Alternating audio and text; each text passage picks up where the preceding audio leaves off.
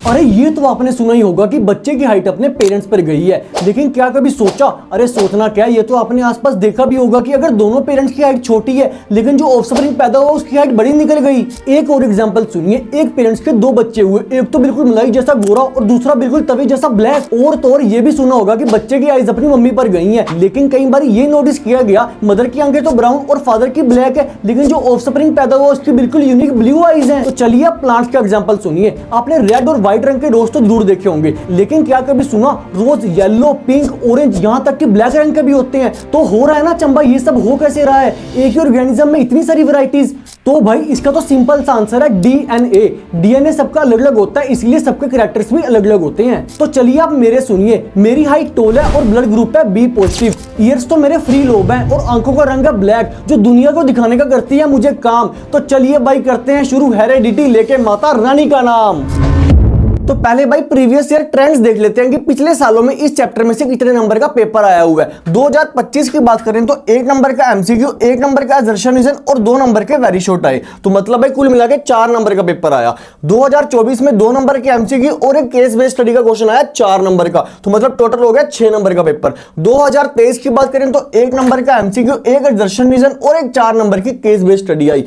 तो कुल मिलाकर सर्चिंग से हमें यही पता चला कि 2026 में इस चैप्टर में से 4 और 6 नंबर के बीच में ही रहने वाला है। तो चलिए शुरू करते हैं chapter.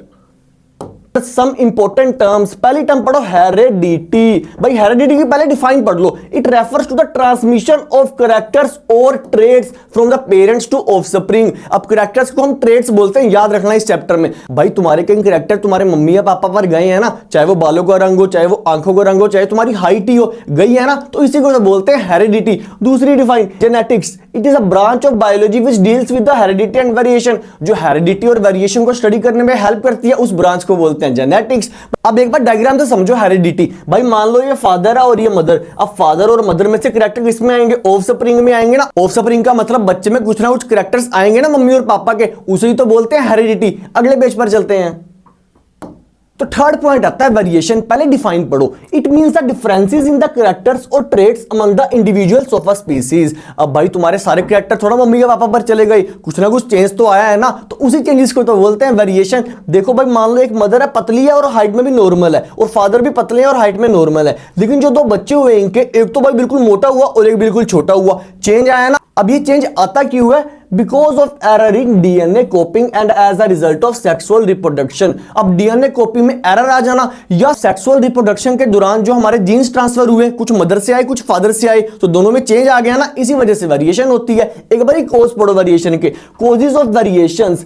First point, different combinations of genetic material. अभी मैंने आपको यही तो बताया, कुछ जीन्स हमारे पापा से आएंगे, कुछ जीन्स हमारे मदर से आएंगे, तो दोनों का जेनेटिक कंपोजिशन तो अलग अलग हो गया ना, तो इसी वजह से हमारी वेरिएशंस हो जाएगी। Second point, interaction of genes with the environmental changes, मतलब अडेप्टेशंस। अब भाई एनवायरमेंट में चेंजेस तो होते ही रहते हैं ना, अब जीन्स उनसे इंटरेक्ट होंगे तो जीन्स में भी क्या आएंगे, चेंजेस आएंगे। इस चेंजेस को तो बोलते हैं वेरिएशन। अब इंपॉर्टेंस पढ़ते हैं कि इसकी इंपॉर्टेंस क्या है या सिग्निफिकेंस क्या है। Importance significance of variations. First point, it forms the basis of heredity.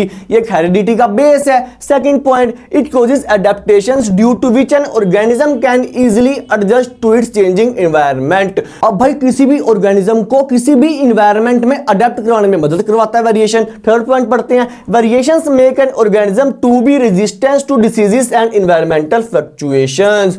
अब भाई वेरिएशन ने क्या करवाया, किसी भी ऑर्गेनिज्म को एडेप्टेशन करवाने में हेल्प करवाई। अब वो किसी भी एनवायरनमेंट में रह सकता है, तो मतलब अगर कोई भी चेंज आएंगे एनवायरनमेंट में तो उससे कोई भी डिसीज नहीं होगी। आया भाई समझ। एक पॉइंट यहां पर और ऐड कर लो भाई, it leads to evolution. It leads to evolution. अब भाई एवोल्यूशन क्या होता है, ग्रोथ।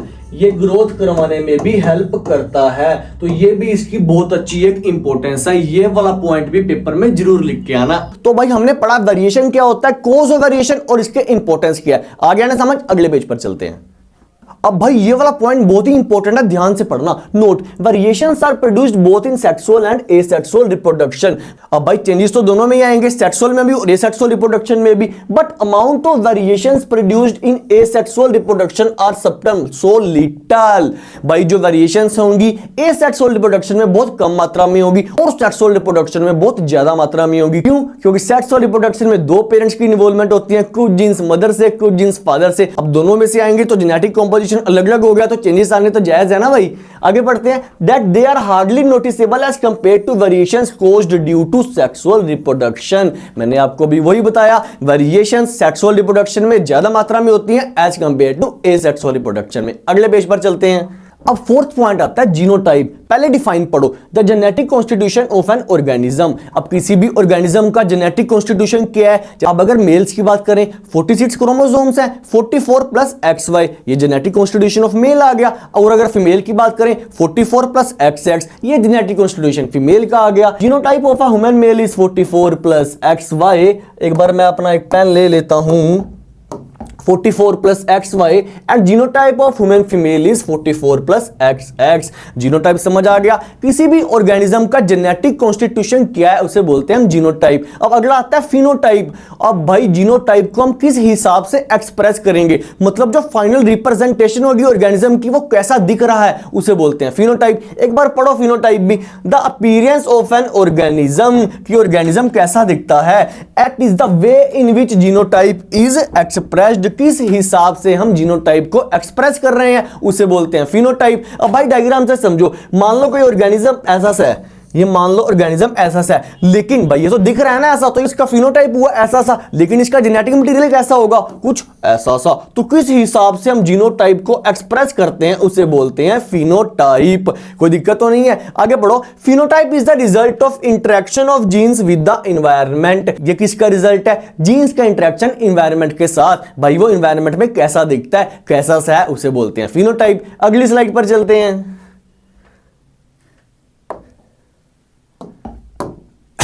जीन भाई सबसे बेहतरीन चीज जो किसी भी इंफॉर्मेशन को स्टोर करके रखती है। पढ़ते हैं क्या लिखा है। It is the basic unit of inheritance. भाई ये इनहेरिटेंस की बेसिक यूनिट है। इनहेरिटेंस का मतलब आपको पता है कि कैरेक्टर्स जो पेरेंट्स से ऑफस्प्रिंग में आते हैं, मतलब इनहेरिटेड ट्रेड्स। आगे पढ़ेंगे ये भी। It is the basic unit of inheritance by which characters are transferred from parents to offspring. एक बेहतरीन यूनिट है जिसके थ्रू कैरेक्टर्स ट्रांसफर होते हैं पेरेंट्स से ऑफस्प्रिंग में। पेरेंट्स मतलब मम्मी या पापा, ऑफस्प्रिंग मतलब बच्चा। आगे पढ़ो। Gene consist of a specific length of DNA on a chromosome. अब जीन किसका सेगमेंट है? डीएनए का सेगमेंट है। A specific segment of DNA that provides the information for one protein. अब हर एक जीन अलग अलग कैरेक्टर्स को दर्शाएगा। मान लो एक जीन होगा हमारे बालों के रंग का, अब एक जीन होगा हमारे ईयर्स का, अब एक जीन होगा हमारी हाइट का। तो अलग अलग कैरेक्टर्स का अलग अलग जीन होता है और इसका काम होता है इंफॉर्मेशन को ट्रांसफर करवाने का। आगे पढ़ो। क्रोमोसोम्स। भाई बहुत बेहतरीन चीज। These are the long threads. Long threads भाई देखो लॉन्ग थ्रेड्स होते हैं ये in the nucleus of every cell. हर एक सेल के न्यूक्लियस में ये चीज प्रेजेंट होती है। Chromosomes are made up of DNA and protein. बहुत बेहतरीन चीज, याद रख लो किससे बना होता है क्रोमोसोम? डीएनए और प्रोटीन से। Each chromosome contains very long molecule of DNA. हर एक क्रोमोसोम के अंदर एक बड़ा सा मॉलिक्यूल होता है डीएनए का। देखो भाई इनसाइड द सेल ये सब चीजें होती हैं। पहले सेल होता है, सेल के अंदर क्या होता है? न्यूक्लियस। न्यूक्लियस के अंदर मिलते हैं हमारे को क्रोमोसोम्स। क्रोमोसोम के अंदर अभी बताया डीएनए, और डीएनए के अंदर एक भाई सेगमेंट होता है किसका? जीन का। भाई तो जीन को क्या बोलते हैं? Segment of DNA. आया आपको ये समझ? अगली स्लाइड पर चलते हैं।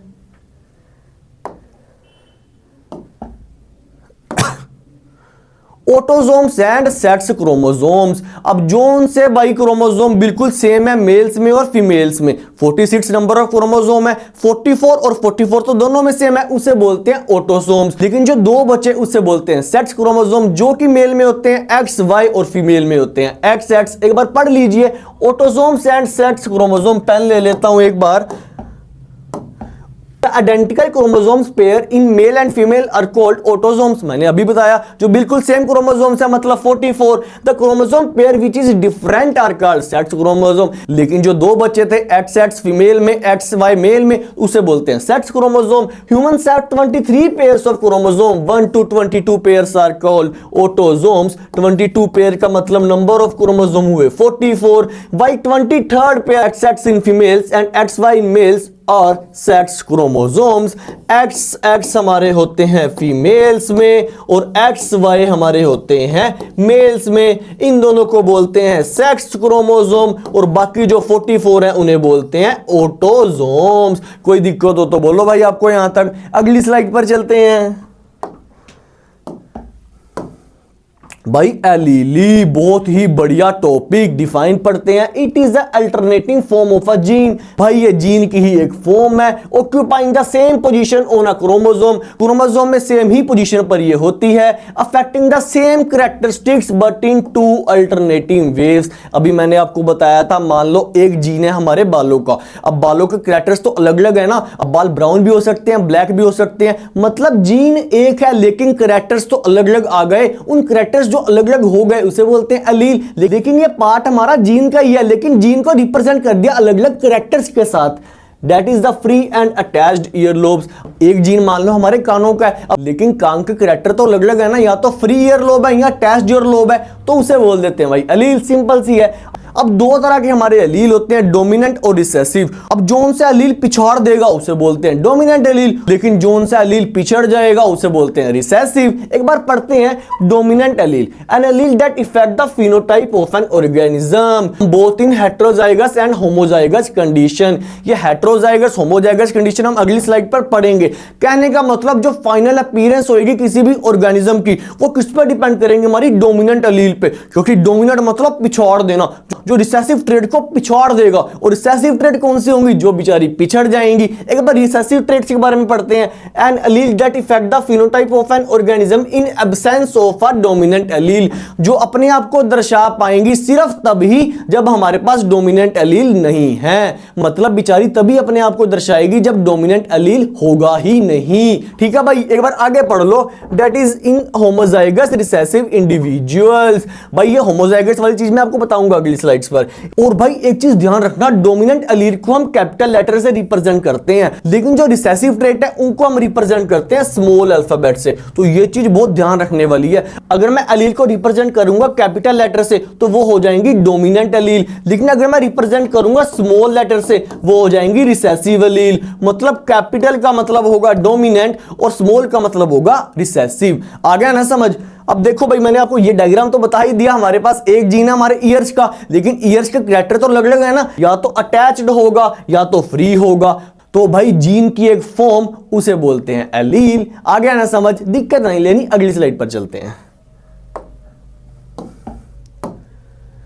अब भाई मैंने आपको बताया था होमोजाइगस और हेटेरोजाइगस. एक बार डिफाइन पढ़ो इनकी. होमोजाइगस पेन ले लेते हैं black. homozygous when both alleles of a particular gene are same. अब एक जीन के जो अलील्स हैं वो बिल्कुल अगर सेम होंगे जैसे टी दोनों सेम है कैपिटल लेटर्स वाले हैं ना डोमिनेंट है होमोजाइगस. अब हेटेरोजाइगस पढ़ो when both alleles of a particular gene are different. अब जीन के अगर जो अलील हैं वो अलग अलग होंगे जैसे मान लो एक कैपिटल लेटर मैंने बताया था डोमिनेंट है और एक स्मॉल लेटर मैंने बताया था रिसेसिव है. अब दोनों अलग अलग आ गए. ये डोमिनेंट है और ये रिसेसिव है तो उसको बोल देंगे हेटेरोजाइगस. होमोजाइगस मतलब सेम. जब दोनों हमारे अलील सेम होंगे ये भी डोमिनेंट और ये भी डोमिनेंट. लेकिन अगर हमारे अलग अलग हो जाएंगे उसे बोलते हैं हेटेरोजाइगस. कोई दिक्कत तो नहीं है. अगर हमारे पेयर ऑफ अलील्स बिल्कुल सेम होंगे तो मतलब होमोजाइगस. अगर हमारे पेयर अलग अलग होंगे तो बोलते हैं हेटेरोजाइगस. अगली स्लाइड पर चलते हैं. अब आता है डाइप्लॉइड और हैप्लॉइड. पहले भाई डायग्राम से समझो. देखो डाइप्लॉइड दो मात्रा में है मतलब फॉर्मूला 2n. हर एक क्रोमोसोम दो की कॉपी में है उसे बोलते हैं डाइप्लॉइड. लेकिन अगर क्रोमोसोम एक ही कॉपी में है तो उसे बोलते हैं हैप्लॉइड जिसका फॉर्मूला n. एक बार पढ़ो. सेल्स और organism containing two sets of genes. दो सेट ऑफ जीन्स है बिल्कुल सेम कॉपी है दो उसे बोलते हैं हमारा diploid. Diploid sales have genetic constitution of 2n. अब दो की मात्रा में है तो फॉर्मूला क्या बन जाएगा 2n. अब इसका एग्जांपल पढ़ो. न नर्व एंड मसल सेल्स। अब जो हमारे नर्व और मसल सेल्स हैं वो पेयर्स में होते हैं, इसे बोलते हैं डाइप्लॉइड। हैप्लॉइड पढ़ते हैं, सेल्स और organism containing one set of genes, सिर्फ एक ही कॉपी में होंगे, उसे बोलते हैं haploid. Haploid cells have genetic constitution of n. अब भाई सिंगल कॉपी है तो रिप्रेजेंटेशन कर देते हैं एन से, for example sperm and egg cells. और इसका एग्जांपल बहुत ही बेहतरीन, sperm and egg cells, sperm males में और एग सेल फीमेल्स में। आ गया समझ? तो जो क्रोमोसोम दो की कॉपीज में होंगे उसे बोलते हैं डाइप्लॉइड, लेकिन जो एक ही कॉपी में होता है उसे बोलते हैं हैप्लॉइड। दोनों का फॉर्मूला, एक में 2n एक में n। उसका एग्जांपल नर्व और मसल सेल्स और इसका example sperm and egg sales. Simple था। अगले पेज पर चलते हैं। ट्रेड्स, ट्रेड्स मैंने आपको पहले ही बता दिया। करेक्टर्स, करेक्टर्स मतलब कैसे दिखते हैं हम, हमारे आईज का रंग क्या है, हमारे बालों का रंग क्या है, हमारी हाइट क्या है, उसे बोलते हैं हमारे करेक्टर्स। और करेक्टर्स को इस चैप्टर में क्या बोलते हैं? ट्रेड्स। एक बार पढ़ भी लीजिए। Traits are characteristics like eye colour, height, determined by genes. अब भाई ट्रेड को डिटरमाइन कौन करेगा? Genes. Which are passed from parents to offspring, inherited traits. जो पेरेंट्स से ऑफस्प्रिंग में जाएंगी वो इनहेरिटेड ट्रेड। और डेवलप्ड ड्यूरिंग लाइफ। अब अगर जो ट्रेड्स हम लाइफ में सीखेंगे, जैसे डांस हो गया, जैसे क्रिकेट हो गया, या कुछ भी अगर जो हम इन्वायरमेंट से सीखते हैं उसे बोलते हैं एक्वायर्ड ट्रेड। अगले पेज पर चलते हैं। तो भाई अभी जो पढ़ा वो डिफरेंस के रूप में भी आ सकता है 2 नंबर में, इनहेरिटेड ट्रेट और एक्वायर्ड ट्रेट। ट्रेट हमारी दो तरह की हैं, इनहेरिटेड और एक्वायर्ड ट्रेट। इनहेरिटेड मतलब जो हमारे को हमारे पेरेंट्स से मिली हैं, या मम्मी से मिली हो या फादर से मिली हो। अब ऐसी ट्रेट्स जो हमारे को मम्मी पापा से मिली है उसे बोलते हैं इनहेरिटेड ट्रेट। लेकिन ऐसी ट्रेट जो हमने इन्वायरमेंट से सीखी है, चाहे वो डांस हो, चाहे वो क्रिकेट हो, चाहे वो फुटबॉल हो, तो उसे बोलते हैं एक्वायर्ड ट्रेट। एक बार पढ़ भी लेते हैं लिखा क्या है डिफरेंस में। इनहेरिटेड ट्रेट में एक बार पेन ले लेता हूं तो बेहतरीन तरीके से दिखाऊंगा आपको। Inherited trait, characteristics features that are inherited from previous generation, जो हमारे को प्रीवियस जनरेशन से मिला है।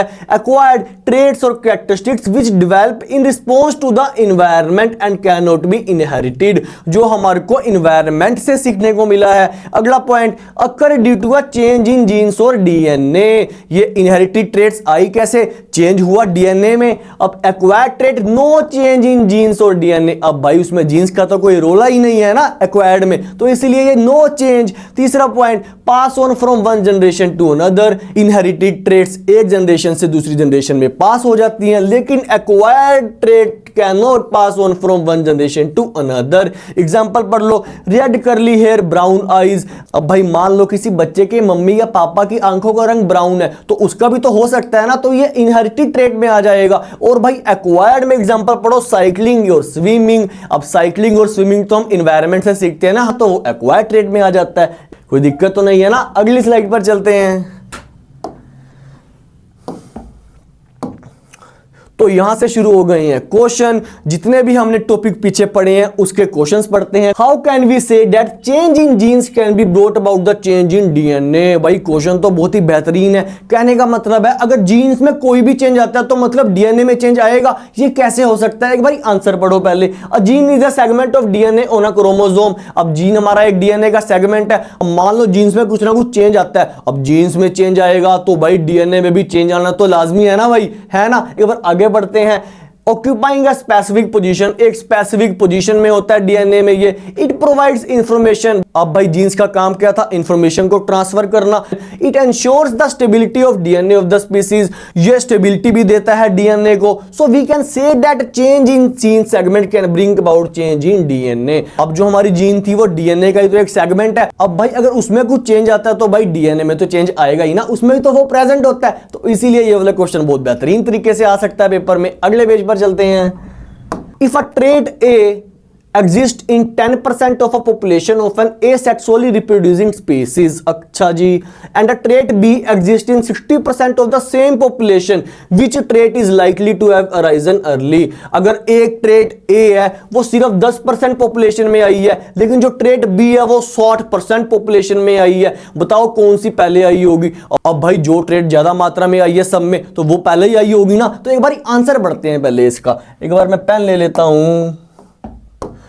As species are asexually reproducing, there would be only very minor differences generated due to small inaccuracies in DNA. ठीक है भाई, अब स्पीसीज हमारी एसेक्सुअल रिप्रोडक्शन से आई हैं, तो डीएनए में तो बिल्कुल माइनर से चेंजेस ही आए होंगे. So trait B which exist in 60% of the same population में get inherited earlier, while trait A which exists in 10% of the population may be originated late due to variations. Thus trait B have arisen earlier since it is present in 60% of the same population. अभी मैंने आपको बताया था zone सी trait हमारी 60% population में मतलब बहुत ज्यादा मात्रा में आई है तो वो पहले ही आई होगी ना, लेकिन जो 10% ही आई है अभी वो बेचारी लेट आई होगी. आ गया ना समझ. आगे चलते हैं क्वेश्चन पर.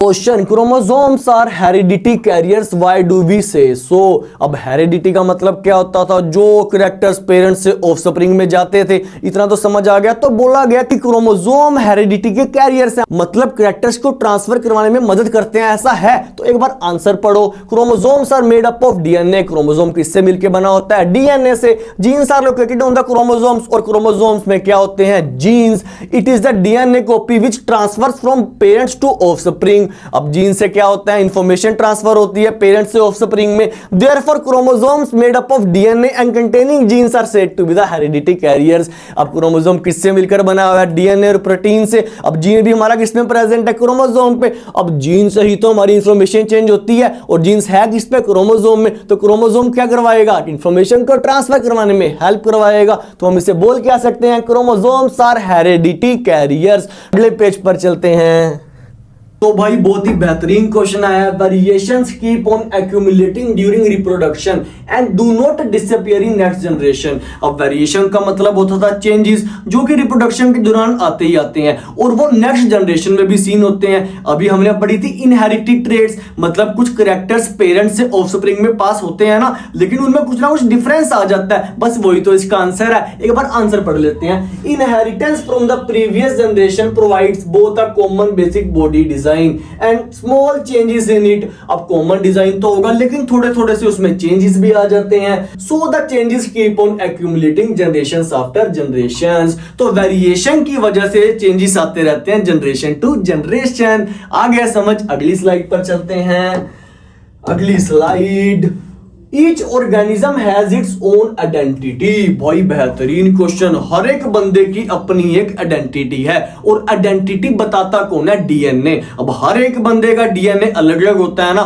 अब डीएनए अलग अलग होगा तो आइडेंटिटी भी अलग ही होगी ना. एक बार आंसर पढ़ते हैं. The DNA of each organism is different from others. अभी मैंने आपको बताया हर एक का डीएनए अलग अलग होता है. दूसरा point, DNA of each organism is specific with in the same species with specific number of chromosomes या जीन्स. अब हर एक का डीएनए, क्रोमोसोम्स या जीन्स अलग अलग होते हैं तो उनकी आइडेंटिटी भी तो अलग अलग ही होगी ना. भाई पेपर में क्वेश्चन आ जाता है ये वाला, ठीक है. एक बार ध्यान से पढ़ लेना. अगली slide. Variation in DNA is beneficial for the survival of species over time. कि जो डीएनए में छोटे छोटे से चेंजेस आते हैं वो बहुत ज्यादा जरूरी होते हैं सर्वाइवल के लिए. मैंने आपको बताया था अभी पिछली स्लाइड्स में कि जो वेरिएशन है एडेप्टेशन कराने में मदद करती है. एडेप्टेशन का मतलब कि कोई भी बंदा इन्वायरमेंट के हिसाब से अपने आप को ढाल लेता है. तो इन्वायरमेंट के हिसाब से डालेगा तो एक तो से डिसीजेस बहुत कम होंगी, तो भाई सर्वाइवल के लिए बढ़िया हो गया ना ये सब. अब डिसीज कम होंगी और किसी भी इन्वायरमेंट में अपने आप को ढाल लेगा तो भाई ये तो सर्वाइवल के लिए बढ़िया एडवांटेज हो गई ना. एक बार आंसर पढ़ते हैं. वेरिएशंस अलो डाइवर्सिटी. डाइवर्सिटी का मतलब आगे चेंजेस या differences in an organism. In case of drastic alteration of niches, a population with variation is most likely to have some surviving members to ensure continuity of species. अगर by chance environment में changes आ गए तो जोन सी body में variations होंगे, मतलब इन्वायरमेंट के हिसाब से ढलने की क्षमता होगी तो बहुत बढ़िया से रह पाएंगी. मतलब हो गया ना उसे सर्वाइवल एडवांटेज. तो variation is beneficial for survival advantage. कोई दिक्कत है तो बोल दो भाई, नहीं है ना. अगले पेज पर चलते हैं. Question, justify the following statements. A part, organisms that originate from common ancestors may look very different from each other। अच्छा जी, मतलब जो ऑर्गेनिजम्स कॉमन एंसेस्टर में से आए हैं वो एक दूसरे से अलग भी दिख सकते हैं। हमने पढ़ा था टाइम टू टाइम क्या होती हैं, वेरिएशंस होती हैं जिस कारण से चेंजेस आते हैं और वो अलग अलग भी दिख सकते हैं। एक बार आंसर पढ़ते हैं ए पार्ट का। Answer A, over time mutations and variation causes organism coming from the same ancestor to accumulate a lot of difference, causing them to look very different from each other। मैंने बता दिया time के साथ साथ mutations या variations आती रहती है, मतलब चेंजेस आते रहते हैं जिस कारण से वो एक दूसरे से अलग भी दिख सकते हैं। सेकंड पार्ट पढ़ते हैं। Organism that have similar looking structures may not necessarily come from a common ancestor। तो भाई बहुत बेहतरीन क्वेश्चन। अब कई ऑर्गेनिजम्स बिल्कुल सिमिलर दिखते हैं लेकिन उनका एंसेस्टर मतलब पूर्वज सेम नहीं होते। तो भाई हाँ हो सकता है, मान लो अगर वो सेम इन्वायरमेंट में कई सालों से रह रहे हैं तो भाई सिमिलर से हो सकते हैं ना वो। तो भाई इसका आंसर पढ़ते हैं एक बारी। It is possible for unrelated organisms to have similar looking organs especially when they live in the similar environment undergo the same selective pressure। तो भाई अगर उनका environment सेम है और बहुत सालों से सेम ही environment में रह रहे हैं तो भाई वो एक जैसे भी हो सकते हैं। कोई दिक्कत हो तो बोल दो। आ गया समझ? अगली स्लाइड पर चलते हैं। फादर ऑफ जेनेटिक्स, भाई जेनेटिक्स के पापा जी किसे बोला जाता है? मेंडल जी को। ग्रिगोर जोहन मेंडल बहुत ही बढ़िया साइंटिस्ट थे भाई, इनकी ही वजह से आज जेनेटिक्स हम पढ़ पा रहे हैं। ठीक है भाई, अगले पेज पर चलते हैं। अब भाई मेंडल कंसेप्ट ऑफ हेरेडिटी कि मेंडल जी के क्या कंसेप्ट थे, क्या विचार थे हेरेडिटी को लेकर। तो भाई पढ़ते हैं। मैं पेन ले लेता हूं एक बार, फिर पढ़ना शुरू करते हैं इसे। Mendel work on the P plant Pisum sativum. Mendel ने मटर के प्लांट पर वर्क किया था जिसका साइंटिफिक नेम था Pisum sativum and discovered the fundamental laws of inheritance. उन्होंने भी अपने कुछ लॉज डिस्कवर करे इनहेरिटेंस को लेकर। He found that traits characteristics are controlled by factors which are now called genes. उन्होंने देखा जो ट्रेट्स हैं वो कौन कंट्रोल करता है? Genes. And each factor gene come in pairs, और जो हर एक जीन है वो पेयर्स में आता है। दिस फैक्टर मतलब genes are inherited as distinct units one from each parent. अब पेयर्स में जीन्स आते हैं तो भाई एक पेरेंट से एक ही जीन आएगा। Second point, Mendel studied that genes segregate, separate during the formation of gametes, sperms in males and ova in females। भाई इन्होंने बताया गया जो जीन्स हैं वो सेपरेट हो जाते हैं। सेपरेट का मतलब सिग्रीगेट हो जाते हैं कब? जब गैमेट फॉर्मेट होते हैं, जैसे स्पर्म मेल्स में और ओवा फीमेल्स में। And they once again combine in the offspring one from each parent and appear as dominant or recessive trait। भाई और उन्होंने बोला वो कंबाइन हो जाते हैं जब हमारा बनता है ऑफस्प्रिंग, एक मम्मा से एक पापा से। अब दोनों कंबाइन होके ऑफस्प्रिंग में पेयर के रूप में दोबारा से आ जाते हैं। एक होता है डोमिनेंट, एक होता है रिसेसिव। डोमिनेंट रिसेसिव हम पढ़ चुके हैं, जो पिछाड़ देता है डोमिनेंट, जो पिछड़ जाता है recessive. This can be worked out by making a test cross. उन्होंने बहुत सारे एक्सपेरिमेंट करे पी प्लांट पर, जिस हिसाब से उनको ये चीजें पता चली। समझ आ गया ना मेंडल जी ने किस हिसाब से अपना कॉन्सेप्ट दिया हेरेडिटी का। अगले पेज पर चलते हैं।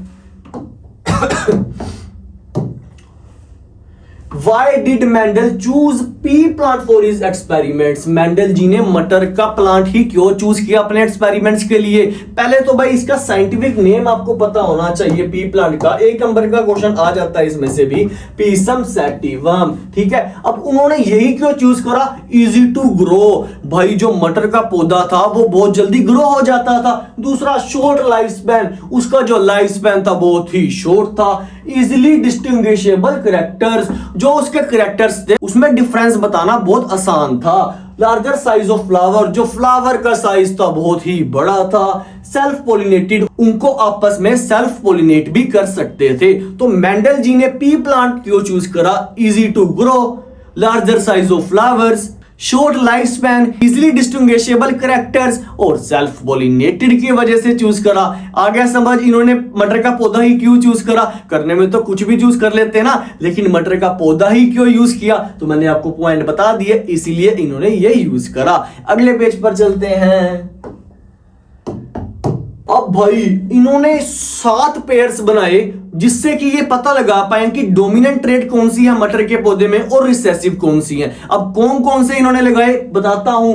फ्लावर का कलर, अब फ्लावर के 2 कलर आए, एक तो आया पर्पल, एक आया व्हाइट। पर्पल डोमिनेंट है, व्हाइट हमारा रिसेसिव। सीड की शेप या तो राउंड होगी या रिंकल्ड, राउंड डोमिनेंट में आ गई, रिंकल्ड रिसेसिव में। सीड का कलर येलो या ग्रीन, येलो हमारा डोमिनेंट में, ग्रीन हमारा रिसेसिव में। पोड कलर ग्रीन या येलो, ग्रीन डोमिनेंट, येलो हमारा रिसेसिव।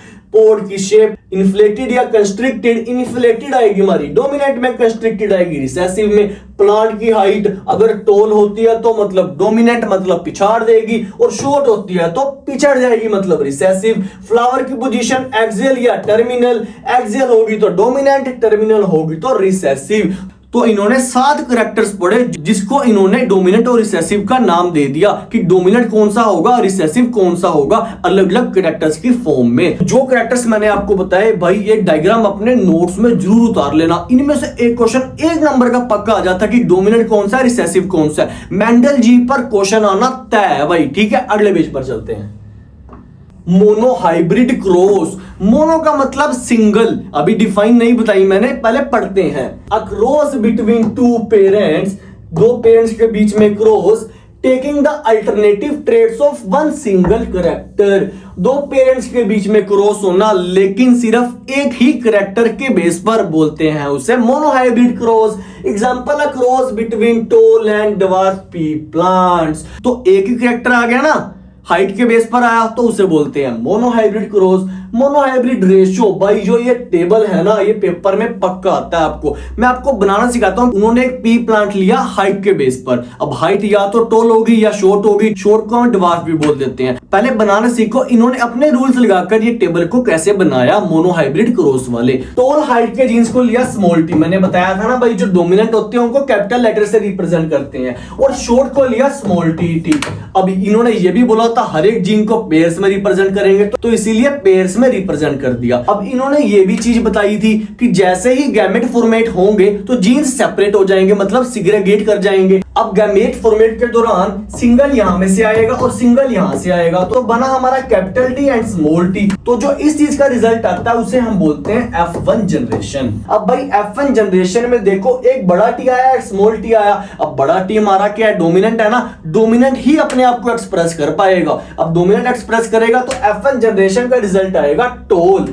एक बार डायग्राम पे देख लो, जो F1 जनरेशन का रिजल्ट है, एक बिग टी और एक स्मॉल टी है, हमारा भी तो वही आया है ना। और जो फिनोटाइप है किस हिसाब से रिप्रेजेंट करेगा, मैंने आपको बताया, बिग वाला टी स्मॉल वाले को पिछाड़ देगा ना, मतलब डोमिनेंट है, तो फिनोटाइप आया ऑल आर टॉल। तो F1 जनरेशन समझ आ गई ना कैसी आई।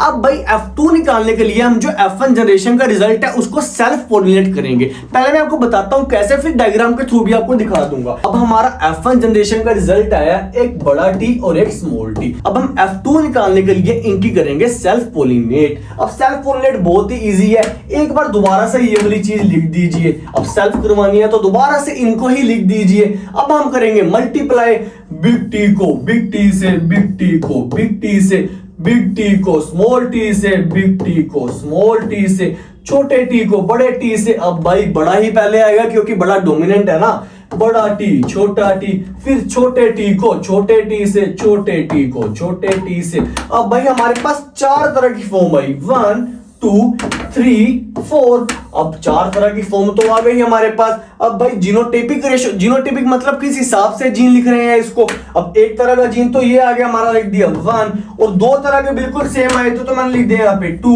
और एक हमारा बिल्कुल ही लगा है तो लिख दिया यहाँ पर 1। तो जीनोटाइपिक रेशियो मतलब जीन्स को किस हिसाब से लिखा है उसकी रेशियो आई है हमारी 1:2:1। ये तो थी जीनोटाइपिक की बात। लेकिन जो फिनोटाइपिक रेशियो आएगी वो क्या आएगी, फिनोटाइपिक का मतलब फाइनल रिप्रेजेंटेशन। अब फाइनल में तो डोमिनेंट रिप्रेजेंट करेगा ना भाई अपने आप को। अब डोमिनेंट वाला कितने हैं, बड़ा टी बड़ा टी बड़ा टी, 3 चीजें बिल्कुल बड़ी बड़ी वाली आ रही हैं तो 3, और एक आ रही है हमारी बिल्कुल छोटी तो 3:1। तो कहने का मतलब है कि भाई F1 जनरेशन में जो रिजल्ट आया था, जीनोटाइपिक तो थे बड़ा टी स्मॉल टी, और हमारा फिनोटाइप था ऑल आर टॉल। लेकिन जो F2 जनरेशन का रिजल्ट आया है उसमें जीनोटाइपिक रेशियो आई है 1:2:1, और जो फिनोटाइपिक रेशियो आई है 3:1। 3 कौन से आए हैं, टॉल वाले, और 1 कौन सा आया, ड्वार्फ वाला। अब भाई मैंने आपको टेबल भी बनाना सिखा दिया कि किस हिसाब से आपको टेबल बनाना है और भाई पेपर में किस हिसाब से आपको रिप्रेजेंट करना है, ये डायग्राम के थ्रू आप देख लीजिए, इसका स्क्रीनशॉट ले लो या पेपर में उतार लो, एज इट इज बना के आना ये वाली चीज। तो पेपर में सिंपल सा क्वेश्चन आएगा, डिफाइन मोनोहाइब्रिड क्रॉस, या ये वाला क्वेश्चन ऐसे भी आ सकता है कि how do Mendel show that trait are dominant और रिसेसिव। डोमिनेंट और रिसेसिव वाली चीज हमने पढ़ ली ना यहाँ पर, कि जो बड़े वाला था वो डोमिनेंट है और जो छोटे वाला था रिसेसिव था। F1 जनरेशन में तो सिर्फ हमारे को बड़े वाला ही नजर आया, लेकिन F2 जनरेशन में हमारा छोटे वाला दोबारा से वापस आया और रेशो क्या बनी फिनोटाइपिक की 3:1 और जीनोटाइपिक रेशो 1:2:1। एक बारी जो हमने आपको प्रूव करवाया और डायग्राम में दिखाया, देखते हैं लिखा क्या है ऊपर, मोनोहाइब्रिड रेशो इन F1 जनरेशन। तो F1 जनरेशन में हमने क्या देखा था कि जो प्लांट मिले थे वो 100% हाइब्रिड मिले थे, बड़ा टी और छोटा टी तो मिला था तो 100% हाइब्रिड। लेकिन जो F2 जनरेशन मिली उसमें फिनोटाइपिक रेशियो आई 3:1, मैंने आपको बता दिया कैसे आई, और जो जीनोटाइपिक रेशियो थी वो थी 1:2:1, वो भी मैंने आपको बता दिया। अब कोई दिक्कत तो नहीं है ना जीनोटाइपिक रेशियो में कैसे निकालते हैं और फिनोटाइपिक रेशियो कैसे निकालते हैं, बच्चे बहुत ज्यादा कंफ्यूज रहते हैं इस चीज में कि रेशियो आई कहां से, आपको मैंने समझा दिया ना। अगले पेज पर चलते हैं। अब भाई मोनोहाइब्रिड तो हमने पढ़ लिया कि एक सिंगल कैरेक्टर के बेस पे हमने बताया सारा कुछ। अब पढ़ते हैं डाई हाइब्रिड। डाई का मतलब दो कैरेक्टर्स में बताएंगे, एक बार डिफाइन पढ़ो, a cross between two parents, दो पेरेंट्स के बीच में क्रॉस होना, taking into considerations alternative traits of two different characters. Monohybrid में हमने सिर्फ सिंगल कैरेक्टर की बात करी थी, लेकिन डाई हाइब्रिड में हम दो कैरेक्टर्स की बात करेंगे। Example, a cross between to P plants having one round green seeds and the other having wrinkled yellow seeds। अब हम दो चीजों पर बात करेंगे, एक तो शेप पर राउंड या रिंकल्ड और एक कलर पर येलो या ग्रीन, और उसके बेस पे हम एक F1 जनरेशन का टेबल बनाएंगे और एक F2 जनरेशन का टेबल बनाएंगे और बताएंगे कि हमारा रेशो कितना आता है। ऐसे तो टेबल मैंने डायग्राम पे बहुत ही अच्छा सा दर्शाया हुआ है, लेकिन ये टेबल बनता कैसे है मैं आपको पहले बताता हूं, और पेपर में किस हिसाब से लिख के आना, आप डायग्राम का स्क्रीनशॉट ले लेना या अपनी कॉपी पर उतार लेना ताकि आपको फुल में से फुल नंबर मिले। आओ पहले बनाना सिखाता हूं आपको ये डायग्राम। अब यहाँ पे मेंडल जी ने एक शेपली राउंड को रिप्रेजेंट कर दिया बड़े आर और बड़े आर से, क्योंकि वो डोमिनेंट है, और दूसरी शेपली रिंकल्ड को रिप्रेजेंट कर दिया स्मॉल आर और स्मॉल आर से, क्योंकि ये रिसेसिव है, और एक तरफ कलर लिया येलो हमारा डोमिनेंट था तो यहां पे लिख दिया बड़ा वाई और बड़ा वाई। अब येलो के साथ कौन सा कलर लिया, ग्रीन हमारा था रिसेसिव तो इसको लिख दिया स्मॉल वाई से। किसी को यहां तक कोई दिक्कत तो नहीं है। अब गैमेट्स फॉर्मेशन के दौरान जो जीन्स पेयर में है वो सेपरेट हो जाएंगे, मतलब सिग्रेगेट हो जाएंगे ना, तो सबका एक एक ले लिया, एक बड़ा आर ले लिया और एक स्मॉल आर, एक बड़ा वाई और एक स्मॉल वाई। रिप्रेजेंटेशन तुमने इस हिसाब से करनी है कि आर के साथ आर वाली चीज है, वाई के साथ वाई वाली चीज है। अब बड़ा आर मैंने आगे क्यों लिखा, हमने पिछले पेज पे पढ़ा था ना, डोमिनेंट, जो डोमिनेंट वाली चीज है वो पहले आएगी और रिसेसिव वाली चीज बाद में आएगी। फिर ऐसे येलो में, येलो हमारा डोमिनेंट था वो पहले आया और ग्रीन हमारा रिसेसिव था वो बाद में आया। तो ये थी हमारी F1 जनरेशन। F1 जनरेशन का रिजल्ट आया राउंड येलो। बड़ा आर और बड़ा वाई डोमिनेंट है ना, छोटा आर छोटा वाई तो हमारा पिछाड़ी जाएंगे, रिसेसिव है। अब बड़े आर को हमने बोल दिया राउंड और बड़े वाई को बोल दिया येलो। एक बार टेबल पे देखते हैं कि रिजल्ट क्या है F1 जनरेशन का। F1 जनरेशन में हमारा जो रिजल्ट आया है यही जो मैंने आपको अभी बताया। किसी को दिक्कत तो नहीं है ना। अब हम भाई जब हमारा F1 जनरेशन आ जाता था तो उसको सेल्फ पॉलिनेट करते थे, मतलब जो सी चीज हमारी आई है उसको हम दोबारा से लिखकर उसका सेल्फ पॉलिनेशन करवाएंगे। तो चलिए बताता हूं कैसे करवाएंगे। अब एक बार इसको रब कर देते हैं ताकि आपको टेबल अच्छे से समझ आए कि मैं बनाऊंगा कैसे और उसकी रेशो कैसे निकालूंगा। हमारा रिजल्ट आया है big R, small R, big Y and small Y. अब इसमें हम अलग अलग कैरेक्टर्स कौन कौन से बता सकते हैं। एक तो हो सकता है राउंड येलो, और एक हो सकता है राउंड ग्रीन, एक हो सकता है रिंकल्ड येलो, और एक हो सकता है रिंकल्ड ग्रीन। इसके अलावा हमारा कुछ भी नहीं हो सकता है ना। अब जिस हिसाब से हमने ये वाली चीज लिखी है सेम एज इट इज ये ऊपर उतार लो। Big R, big Y, big R, small Y, small R, big Y, small R, small Y. तो हमने यही वाली सेम चीज को एज इट इज उतार लिया। अब मल्टीप्लाई करना बताता हूं आपको, मल्टीप्लाई करके लिखना कैसे है इसे। देखो पहले वाले को पहले से करो, बिग आर, पहले आर वाली चीज लिखेंगे, बिग आर, और बड़े वाई को बड़े वाई से बड़ा आर, बड़ा वाई। किसी को दिक्कत हो तो बोल दो, यहां तक आ गया। अब पहले को दूसरे से करो मल्टीप्लाई, बिग आर, अब बिग तो आपने लिख दिए। अब एक बड़ा वाई एक छोटा वाई लिखेंगे किसे, पहले बड़े वाली चीज को, तो बड़ा वाई छोटा वाई। किसी को दिखने में कोई दिक्कत। अब पहले को तीसरे से करो, बिग आर स्मॉल आर लिखेंगे किसे, बिग आर को पहले, बिग आर स्मॉल आर, बड़ा वाई ये तो कोई दिक्कत ही नहीं है, बड़ा आर बड़ा वाई। अब पहले को चौथे से करो, big R small are,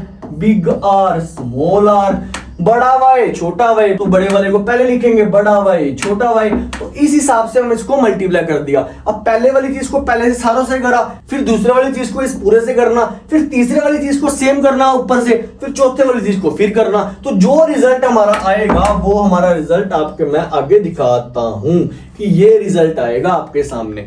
table आपको मैंने बनाना सिखा दिया ना, कैसे हमने मल्टीप्लाई करना है और किस हिसाब से करना है, और आपको पेपर में इसी हिसाब से लिख के आना है। और जब हम रेशो निकालेंगे ना, तो हमारी रेशो आएगी 9331, 9331।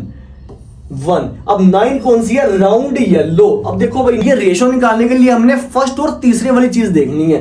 पहली चीज बड़ा आर, तीसरी चीज बड़ा वाई। बड़ा आर किसको रिप्रेजेंट करता था, राउंड को, और बड़ा वाई येलो को। अब राउंड और येलो देखो कितने हैं, 1, बड़ा आर बड़ा वाई 2, बड़ा आर बड़ा वाई 3, बड़ा आर बड़ा वाई 4, बड़ा आर बड़ा वाई 5, बड़ा आर बड़ा वाई 6, बड़ा आर बड़ा वाई 7, बड़ा आर बड़ा वाई 8, बड़ा आर बड़ा वाई 9। बाकी कुछ नहीं है। तो राउंड और येलो हमारे को मिले 9। तो राउंड और हमारे को येलो जो मिले वो कितने मिले, 9। किसी को कोई दिक्कत है तो बोल दो। हमारे पास 9 क्या आए, राउंड और येलो। तो अब हम निकालते हैं येलो और रिंकल्ड। पहले ये सब मिटा देता हूं कि येलो और रिंकल्ड निकालने के लिए, रिंकल्ड और येलो का मतलब, रिंकल्ड हमारा स्मॉल आर, येलो हमारा बिग वाई। तो पहले और तीसरे में देखो, small R big Y, small R big Y, small R big Y first, pen ले लो, small R big Y first, small R big Y 2, small R big Y, small R big Y, small R big Y 3। तो हमारा small R और big Y आया 3 के रूप में। अगला हम निकालते हैं, पहले इसको रब कर देता हूं। अगला हम निकालते हैं भाई राउंड और ग्रीन। अब राउंड मतलब बड़ा आर, ग्रीन मतलब छोटा वाई। अब ढूंढते हैं बड़ा आर और छोटा वाई। बड़ा आर छोटा वाई, बड़ा आर छोटा वाई, बड़ा आर छोटा वाई, बड़ा आर छोटा वाई 1, बड़ा आर छोटा वाई 2, बड़ा आर छोटा वाई 3। उसके अलावा नहीं है, तो हमारे 3 ही आए, बड़ा आर और छोटा वाई। अब एक ही चीज रह गई, रिंकल्ड और ग्रीन। रिंकल्ड मतलब छोटा आर, ग्रीन मतलब छोटा वाई। अब देखते हैं कितने हैं रिंकल्ड और ग्रीन। पहले इरेजर से रब कर दो, छोटा आर छोटा वाई ढूंढो, छोटा आर छोटा वाई, छोटा आर छोटा वाई, छोटा आर छोटा वाई, छोटा आर छोटा वाई। सिर्फ एक ही है ये तो छोटा आर और छोटा वाई है सिर्फ एक, छोटा आर छोटा वाई। हमारे पास रेशो इनकी क्या आ गई, 9331। अब मैंने आपको ये बता दिया 9331 आया कहां से। पेपर में अगर आपको आ जाए, आपको इस हिसाब से बना के आना है। एक बार स्क्रीनशॉट ले लो डायग्राम का, बिल्कुल एज इट इज बना के आना। ये डायग्राम है हमारा डाई हाइब्रिड क्रॉस का। किसी को दिक्कत है तो बोल दो भाई, नहीं है ना दिक्कत। एक बार ही पढ़ते हैं, ऊपर लिखा क्या था, डाई हाइब्रिड रेशो F1 ratio is 100% hybrid type. बिल्कुल सिंपल एज इट इज 100% हमारी चीज आई थी क्या, बड़ा आर छोटा आर, बड़ा वाई छोटा वाई। तो भाई F2 जनरेशन में एक बार देख लो, एक बार रब कर दो इसे। F2 जनरेशन में हमारी रेशो कितनी आई, 9331 and the genotypic ratio is very complex. तो जो डाई हाइब्रिड क्रॉस है उसमें F1 जनरेशन में हमारे को 100% रिजल्ट मिले, लेकिन F2 जनरेशन में जो रेशियो आई है फिनोटिपिक 9331 है, और जीनोटिपिक रेशियो इसमें बहुत ज्यादा कॉम्प्लेक्स है, तो उसके बारे में हम इसमें बात नहीं करेंगे। तो भाई आशा यही करता हूं कि आपको मोनो हाइब्रिड और डाई हाइब्रिड क्रॉस समझ आ गए होंगे कि बनाना किस हिसाब से और पेपर में किस हिसाब से आ सकता है। ठीक है, अगली स्लाइड पर चलते हैं। Mendel proposed 3 laws, Mendel ji ने 3 लॉज दिए। जो हमने कंसेप्ट पढ़ा था ना उनका हेरिडिटी का, उनके बिहाफ पे इन्होंने 3 लॉज दिए। पढ़ते हैं पहला लॉ ऑफ सेग्रीगेशन। पहले डिफाइन पढ़ते हैं इसकी, मैं पहले लूं। Each inherited trait is defined by a pair of gene। भाई मैंने आपको बताया था, इन्होंने बोला था कि जीन को रिप्रेजेंट करना है हमेशा पेयर्स में। Parental genes are randomly separated to the germ cell so that germ cell contain only one pair of gene। और इन्होंने बताया था जब गैमेट फॉर्मेशन होगी तो जो हमारे पेयर ऑफ जीन्स हैं वो सेपरेट हो जाएंगे। सेपरेट मतलब सिग्रेगेट हो जाएंगे। पेपर में इन तीनों में से एक तो आना पक्का है भाई, भूलना मत, स्क्रीनशॉट ले लो या आप अपनी नोटबुक में लिख लो, पक्का आएगा। तो लॉ ऑफ सिग्रीगेशन समझ आ गया ना। सेकंड पॉइंट पढ़ते हैं, law of independent assortment. Genes of different traits are sorted separately from one another so that the inheritance of one trait is not dependent on the inheritance of another। इन्होंने भाई simple यही बोला, एक character दूसरे character पे depend नहीं होगा। अगर हम शेप की बात करें तो सिर्फ उसका लेन देन शेप से ही है, जैसे राउंड का रिंकल्ड से। और अगर कलर की बात करें तो उसका लेन देन सिर्फ कलर से ही है, जैसे येलो और ग्रीन। तो कहने का मतलब शेप का लेन देन कुछ भी कलर से नहीं है और कलर का लेन देन शेप से कुछ भी नहीं है।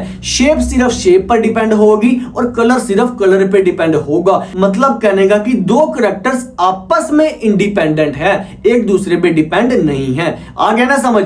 इंग्लिश में किस हिसाब से लिख के आना है आपको मैंने ये दिखा दिया है। तीसरा लॉ पढ़ते हैं, law of dominance. An organism with alternate forms of a gene will express the form that is dominant.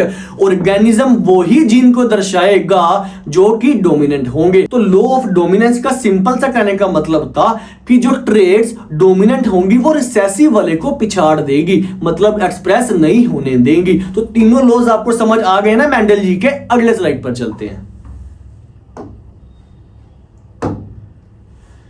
Question आ गया भाई अब तो, give difference between heredity and variations. Heredity variation हम पीछे पढ़ चुके हैं, अब पेपर में क्वेश्चन भी आ जाता है इसके बेस पे। लिख के कैसे आना है एक बार पढ़ते हैं। Heredity is the transmission of characters from parents to the next generation. और वेरिएशन में क्या लिखेंगे, the changes that occur in the DNA of an organism because of mutations और बाय चांस। ठीक है भाई, ये तो हम सब पढ़ चुके हैं। Second, dominant and recessive traits. Dominant पढ़ते हैं, the trait which is able to express even in the presence of contrasting trait. तो डोमिनेंट एक ऐसी ट्रेट होगी जो अपने आप को हर एक सिचुएशन में एक्सप्रेस कर देगी, चाहे हमारा रिसेसिव है चाहे नहीं है, उसको कुछ लेन देन ही नहीं है, वो तो अपने आप को एक्सप्रेस करेगी ही। कहने का मतलब एक मोटा बंदा अगर खड़ा कर दिया और उसके पीछे बिल्कुल दुबला पतला सा छोटा सा बंदा खड़ा कर दिया, अब जो मोटे वाला बंदा है वो पिछले वाले छोटे वाले बंदे को तो दिखने ही नहीं देगा, वो पूरा ही खड़ा हो जाएगा जमकर। तो मोटा बंदा यहाँ पर डोमिनेंट हुआ और जो छोटा बेचारा पीछे खड़ा वो हमारा रिसेसिव में आ जाएगा। ठीक है, रिसेसिव भी डिफाइन पढ़ते हैं, the trait which can express itself only in the homozygous condition, it does not appear in F1 generation. भाई जो डोमिनेंट थी वो F1 जनरेशन में अपने आप को एक्सप्रेस कर रही थी, हमने पढ़ लिया। लेकिन जो रिसेसिव है वो F1 जनरेशन में अपने आप को एक्सप्रेस नहीं कर पाई। एक बहुत ही बेहतरीन लाइन लिखी है इसमें, the trait which express only homozygous condition. अब भाई अगर मान लो एक बिग टी है और एक स्मॉल टी है, अब इसमें तो हमारा बिग वाला टी स्मॉल वाले को पिछाड़ देगा ना, तो बिग वाला टी तो हर एक सिचुएशन में अपने आप को रिप्रेजेंट कर देगा। लेकिन अगर मैं सिर्फ होमोजाइगस कंडीशन लूंगा, मतलब सेम पेयर ऑफ जीन लूंगा, तब ही हमारे रिसेसिव ट्रेट अपने आप को शो कर पाएंगे। कहने का मतलब आपको समझ आ गया ना, ये सिर्फ रिप्रेजेंट करते हैं अपने आप को होमोजाइगस कंडीशन में, जहां पेयर ऑफ जीन्स बिल्कुल सेम होंगे। कोई दिक्कत तो नहीं है। अगले पेज पर चलते हैं। How do Mendel experiments show that trait may be dominant or recessive? अभी मैं आपको यही वाली चीज बता के आया हूं पिछली स्लाइड्स में। उन्होंने डोमिनेंट और रिसेसिव कैसे शो करा, मोनोहाइब्रिड क्रॉस में बताया था ना, वही वाला क्वेश्चन इस फॉर्म में भी आ सकता है। आंसर बढ़ते हैं इसका, Mendel took pea plants with contrasting characteristics, that is tall plant and dwarf को हम short भी बोल देते हैं। On cross pollination he got all the tall plants in the F1 generation। Diagram में आपको पता चल ही रहा है। मान लो उन्होंने एक tall plant लिया और एक short लिया, जब इन दोनों की क्रॉस पोलिनेट करवाई, जो F1 जनरेशन में रिजल्ट मिला वो क्या था, tall ही मिला ना हमारे को। Then by self pollination, जब इसी की दोबारा से सेल्फ पोलिनेशन करवाई, he produced second generation F2 consisting of a tall and short plants in the ratio of 3:1। Then he concluded that बड़ा T trait is dominant while small t trait for shortness is recessive. This recessive character is able to express only its pure form in 25% of F2 individuals.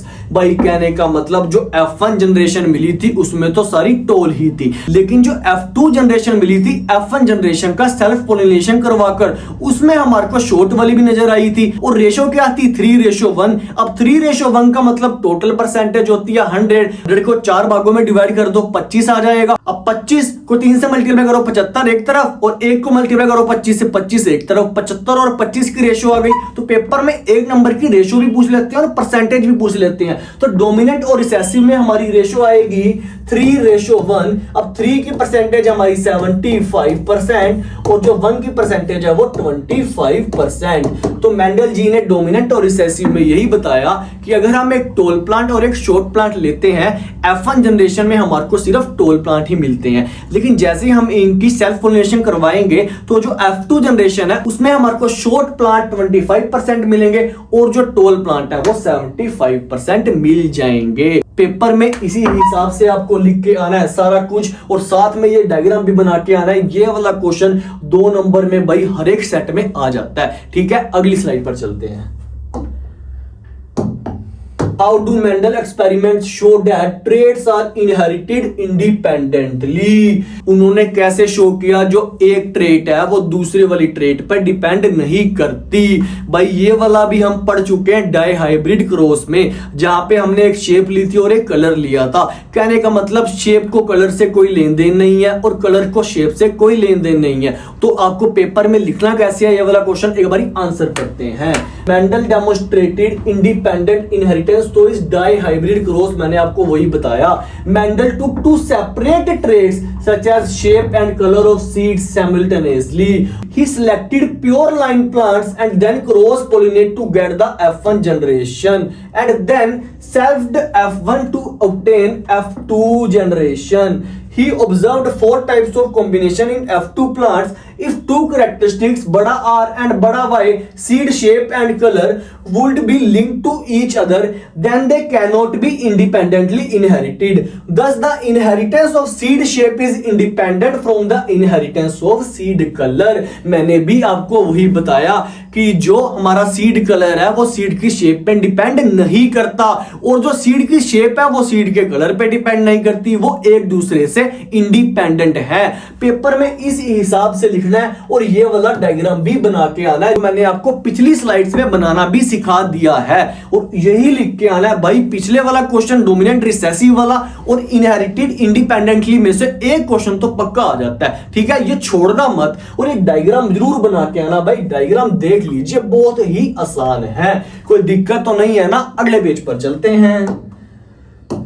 Note, a Punnett square is a simply grid diagram used in genetics to predict the probability of offspring inheriting specific traits. भाई Punnett square से confuse मत होना, हमने 2 cross बनाए, monohybrid और dihybrid, उनको उस डब्बे की फॉर्म में बना दिया ना, तो डब्बे को बोलते हैं Punnett square। तो ये मोनोहाइब्रिड क्रॉस है और ये डाईहाइब्रिड क्रॉस का Punnett square है, तो आपको कंफ्यूज नहीं होना ये नाम सुनकर। अगले पेज पर चलते हैं। क्वेश्चन आ गया भाई, a pea plant with blue colour flower denoted by बड़ा B is cross breed with a pea plant with white flower denoted by छोटा w। ओके जी, एक हमारा आ गया बड़ा बी और एक आया हमारे पास छोटा w। बड़े बी को बोला हुआ है कि ब्लू है और छोटे w को बोला हुआ है हमारा व्हाइट है। किसी को क्वेश्चन में कोई दिक्कत है नहीं। अब पूछा क्या हुआ है, ए What is the expected color of the flowers in their F1 progeny? कि F1 progeny में कौन सा कलर मिलेगा। अब भाई सिर्फ एक ही कैरेक्टर की बात करी है तो मतलब यहाँ पर मोनोहाइब्रिड क्रॉस लगेगा, और मोनोहाइब्रिड की F1 जनरेशन में तो हमारे को 100% हाइब्रिड मिलता है। कौन से वाला? डोमिनेंट वाला। अब बड़े वाले लेटर्स में कौन लिखा है? ब्लू, तो हमारे को आंसर क्या मिलेगा? ब्लू ही मिलेगा ना। एक बार करके भी दिखा देता हूँ कैसे। अब भाई बड़ा बी छोटा w, तो F1 जनरेशन में हम गैमेट्स फॉर्मेट करते हैं, तो इसमें से एक और इसमें से एक, तो हमारा आंसर क्या आया? बड़ा बी छोटा w। अपने आप को दर्शाएगा कौन? बड़े वाला। तो बड़े वाला कौन है? हमारा ब्लू, तो आंसर में आ जाएगा ब्लू। किसी को कोई दिक्कत हो तो बोलो, तो एक आंसर आ जाएगा ब्लू। कोई दिक्कत? सेकंड पार्ट में देखो क्या पूछा, what will be the percentage of plants bearing white flower in F2 generation when the flowers of F1 plants were selved by both। ही आसान है। एक बार इसका भी टेबल आपको बता देता हूं कैसे बनाएंगे। हमारा F1 जनरेशन का आंसर आया बड़ा बी छोटा w, तो उसको सेल्फ फॉर्मुलेट करेंगे। दोबारा से लिख लो बड़ा बी छोटा w, मल्टीप्लाई करने का तरीका बड़े बी को बड़े बी के साथ, बड़े बी को छोटे w के साथ, छोटे w को बड़े बी के साथ, छोटे w को छोटे w के साथ। तो हमारा क्या आया, बड़े वाले 3 आए तो 3, एक छोटे वाला आया तो 1, 3:1। तो हमारी रेशो आ गई इनकी। इन्होंने क्या पूछा, परसेंटेज ऑफ व्हाइट फ्लावर। अब व्हाइट फ्लावर तो सिर्फ एक है। मैंने आपको वैसे बता दिया है कि अगर छोटे वाले की बात हो F2 जनरेशन में तो रेशो आएगी 25%। टोटल परसेंटेज 100 होती है। 3 हमारा एक तरह का आ गया, 1 हमारा एक तरह का, तो 100 को 4 से डिवाइड करा 25 आएगा। 25 को 3 से मल्टीप्लाई करेंगे तो जो बड़े वाले की आएगी परसेंटेज वो 75%, और जो एक बचा उसकी परसेंटेज आएगी 25%। तो व्हाइट कलर की परसेंटेज हमारी आ गई यहाँ पर 25%। कोई दिक्कत हो तो बोल लो, तो आंसर पढ़ लो 25%। अगला part, state the expected ratio of the genotypes बड़ा बी एंड बड़ा बी छोटा w in the F2 progeny. बड़ा बी कितने हैं, एक बार इसको रब कर दो ना, आपको अच्छी तरह नजर आ जाएगा। यहाँ पे बड़ा बी था और इसको भी रब कर दो। यहाँ पे छोटा w, यहाँ पे बड़ा बी था। अब एक बार देख लो किसकी रेशो पूछी है इन्होंने, बड़ा बी की। बड़ा बी कितने हैं, एक ही तो है।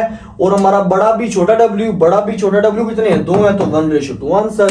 एक बार आंसर पढ़ लो इसका 1:2। किसी को कोई दिक्कत हो तो बोल दो। जहां पे सिर्फ एक कैरेक्टर की बात हो तो मोनो हाइब्रिड क्रॉस वाला केस लगा दो और आंसर आ जाएगा। अगली स्लाइड पर चलते हैं। Trait may be inherited but not may be expressed. Justify this statement with the help of suitable example। भाई बेहतरीन क्वेश्चन है, पेपर में आ भी जाता है ये। उन्होंने बोला ट्रेट आई तो है लेकिन अपने आप को एक्सप्रेस नहीं कर पाई। तो ये कौन सा केस है, डोमिनेंस वाला, जिसमें जो डोमिनेंट ट्रेड थी रिसेसिव वाले को पिछाड़ देती थी, आगे आने ही नहीं देती थी। हमने एक्सपेरिमेंट पढ़ा ना टोल और ड्वार्फ प्लांट वाला, जिसमें F1 जनरेशन में सिर्फ टोल प्लांट ही आए, ड्वार्फ वाले तो बेचारे अपने आप को शो ही नहीं कर पाए। तो सिंपल एक बार आंसर पढ़ लो इसका। Answer one, toll P plant was crossed with the dwarf P plant. मैंने आपको बता दिया था भाई ये वाला। तो the F1 generation plants were all tall when F1 plants were self, the F2 generation plants were not all tall, they were tall and dwarf plants। This shows that the F1 plants had inherited both the parental traits but did not express dwarfness या recessive in the presence of trait for the tallness or dominant। वही मैंने आपको बताया, आए तो दोनों ही थे, toll भी और ड्वार्फ भी, लेकिन F1 में कौन अपने आप को दर्शा पाया, सिर्फ टोल वाला, क्योंकि वो डोमिनेंट था। ड्वार्फ वाला नहीं रिप्रेजेंट कर पाया क्योंकि वो रिसेसिव था। अगर पेपर में ये वाला क्वेश्चन आए तो डायग्राम भी बना के आना, ये वाला डायग्राम तो भाई अपने दिमाग में ही डाल लो। हर एक चीज में ये वाला डायग्राम तो आ ही रहा है। आपने कितने सारे क्वेश्चंस पढ़ लिए पीछे भी, तो ये वाला डायग्राम तो भाई याद कर लो, ये डायग्राम तो याद कर लो। ठीक है, अगले पेज पर चलते हैं। A cross was carried out between a pure tall pea plant, ओ भाई वही वाली सेम चीज, and a pure dwarf pea plant and F1 progeny was obtained। Okay जी, later the F1 progeny was self to obtain F2 progeny। वही वाली same चीज ले ली, toll वाला बड़ा टी, ड्वार्फ वाला छोटा टी। ठीक है, F1 जनरेशन हमारे को क्या मिलेगी, बड़ा टी छोटा टी। उसके बाद बोला हुआ answer the following questions, what is the phenotype of the F1 progeny. बहुत ही सिंपल आ गया भाई ये तो मतलब कहने का ये कि ऐसे ऐसे क्वेश्चन आ जाते हैं। टोल को हम किससे करते थे, बड़ा टी, और ड्वार्फ को ले लिया छोटा टी। F1 जनरेशन कैसे मिलती थी, सिर्फ एक इसका और एक इसका, तो F1 जनरेशन हमारे को ये मिली। रिप्रेजेंट कौन करेगा, बड़े वाला क्या है भाई, टोल है, तो F1 में फिनोटाइप आएगा टोल। आंसर पढ़ो tall, because genes responsible for the tallness are dominant. कोई दिक्कत तो नहीं है। सेकंड पार्ट पढ़ो, give the phenotypic ratio of the F2 progeny. तो फिनोटिपिक रेशियो तो मैंने आपको याद करवा दी ना इस वाले केस में, 3:1 याद रख लो। अगर नहीं आपको पता चल रहा कैसे आई तो एक बार दोबारा सीख लो मेरे से। इसी को सेल्फ करो, सेल्फ लिख दिया तो मल्टीप्लाई कर दो, बड़े टी को बड़े टी से, बड़े टी को बड़े टी से, बड़े टी को छोटे टी से, बड़े टी को छोटे टी से, छोटा टी। बड़ा टी लिखेंगे पहले बड़ा टी क्योंकि वो डोमिनेंट है। छोटा टी छोटा टी। रेशो कितनी आई, बड़ा 3 बड़े आए हमारे पास और एक छोटा आया, 3:1। कोई दिक्कत तो नहीं। आंसर पढ़ो 3:1। और सी पार्ट देखो इसका, why is the F2 progeny different from the F1 progeny, क्योंकि F2 प्रोजेनी में हमारे को रिसेसिव ट्रेट्स भी शो हो गए, एक शो हो गया ना हमारे को। आंसर पढ़ो, because in F2 generation recessive genes got expressed in the homozygous condition, recessive traits भी हमारे को एक छोटा टी भी मिल गया एक की फॉर्म में, तो इसलिए F2 प्रोजेनी F1 से अलग थी। आ गया ना समझ? अगले क्वेश्चन पर चलते हैं। The genotype of a green stemmed tomato plant is denoted as बड़ा जी। ओके जी, एक बार पेन ले दो फिर पढ़ते हैं पूरा क्वेश्चन।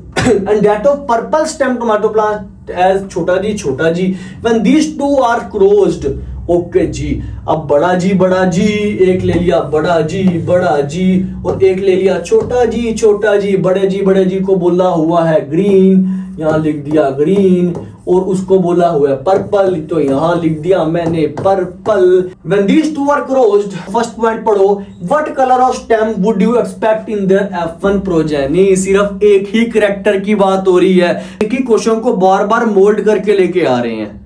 क्वेश्चन सेम है, बस कभी ग्रीन ले आते हैं, कभी येलो ले आते हैं, कभी व्हाइट, कभी ब्लू, कभी टॉल, कभी शॉर्ट, यही चीज लेके आ रहे हैं बार बार। क्वेश्चन सेम है, बस थोड़ा सा करेक्टर्स को अलग कर देते हैं उसके, ठीक है। बोला हुआ कलर बताओ F1। अब भाई F1 में कब कैसे मिलता था, एक बड़ा जी होता था और एक इसमें छोटा ले लो, बड़ा जी छोटा जी। बड़ा जी वाला अपने आप को रिप्रेजेंट करेगा, बड़ा जी है क्या ग्रीन, तो F1 का आंसर आ जाएगा ग्रीन।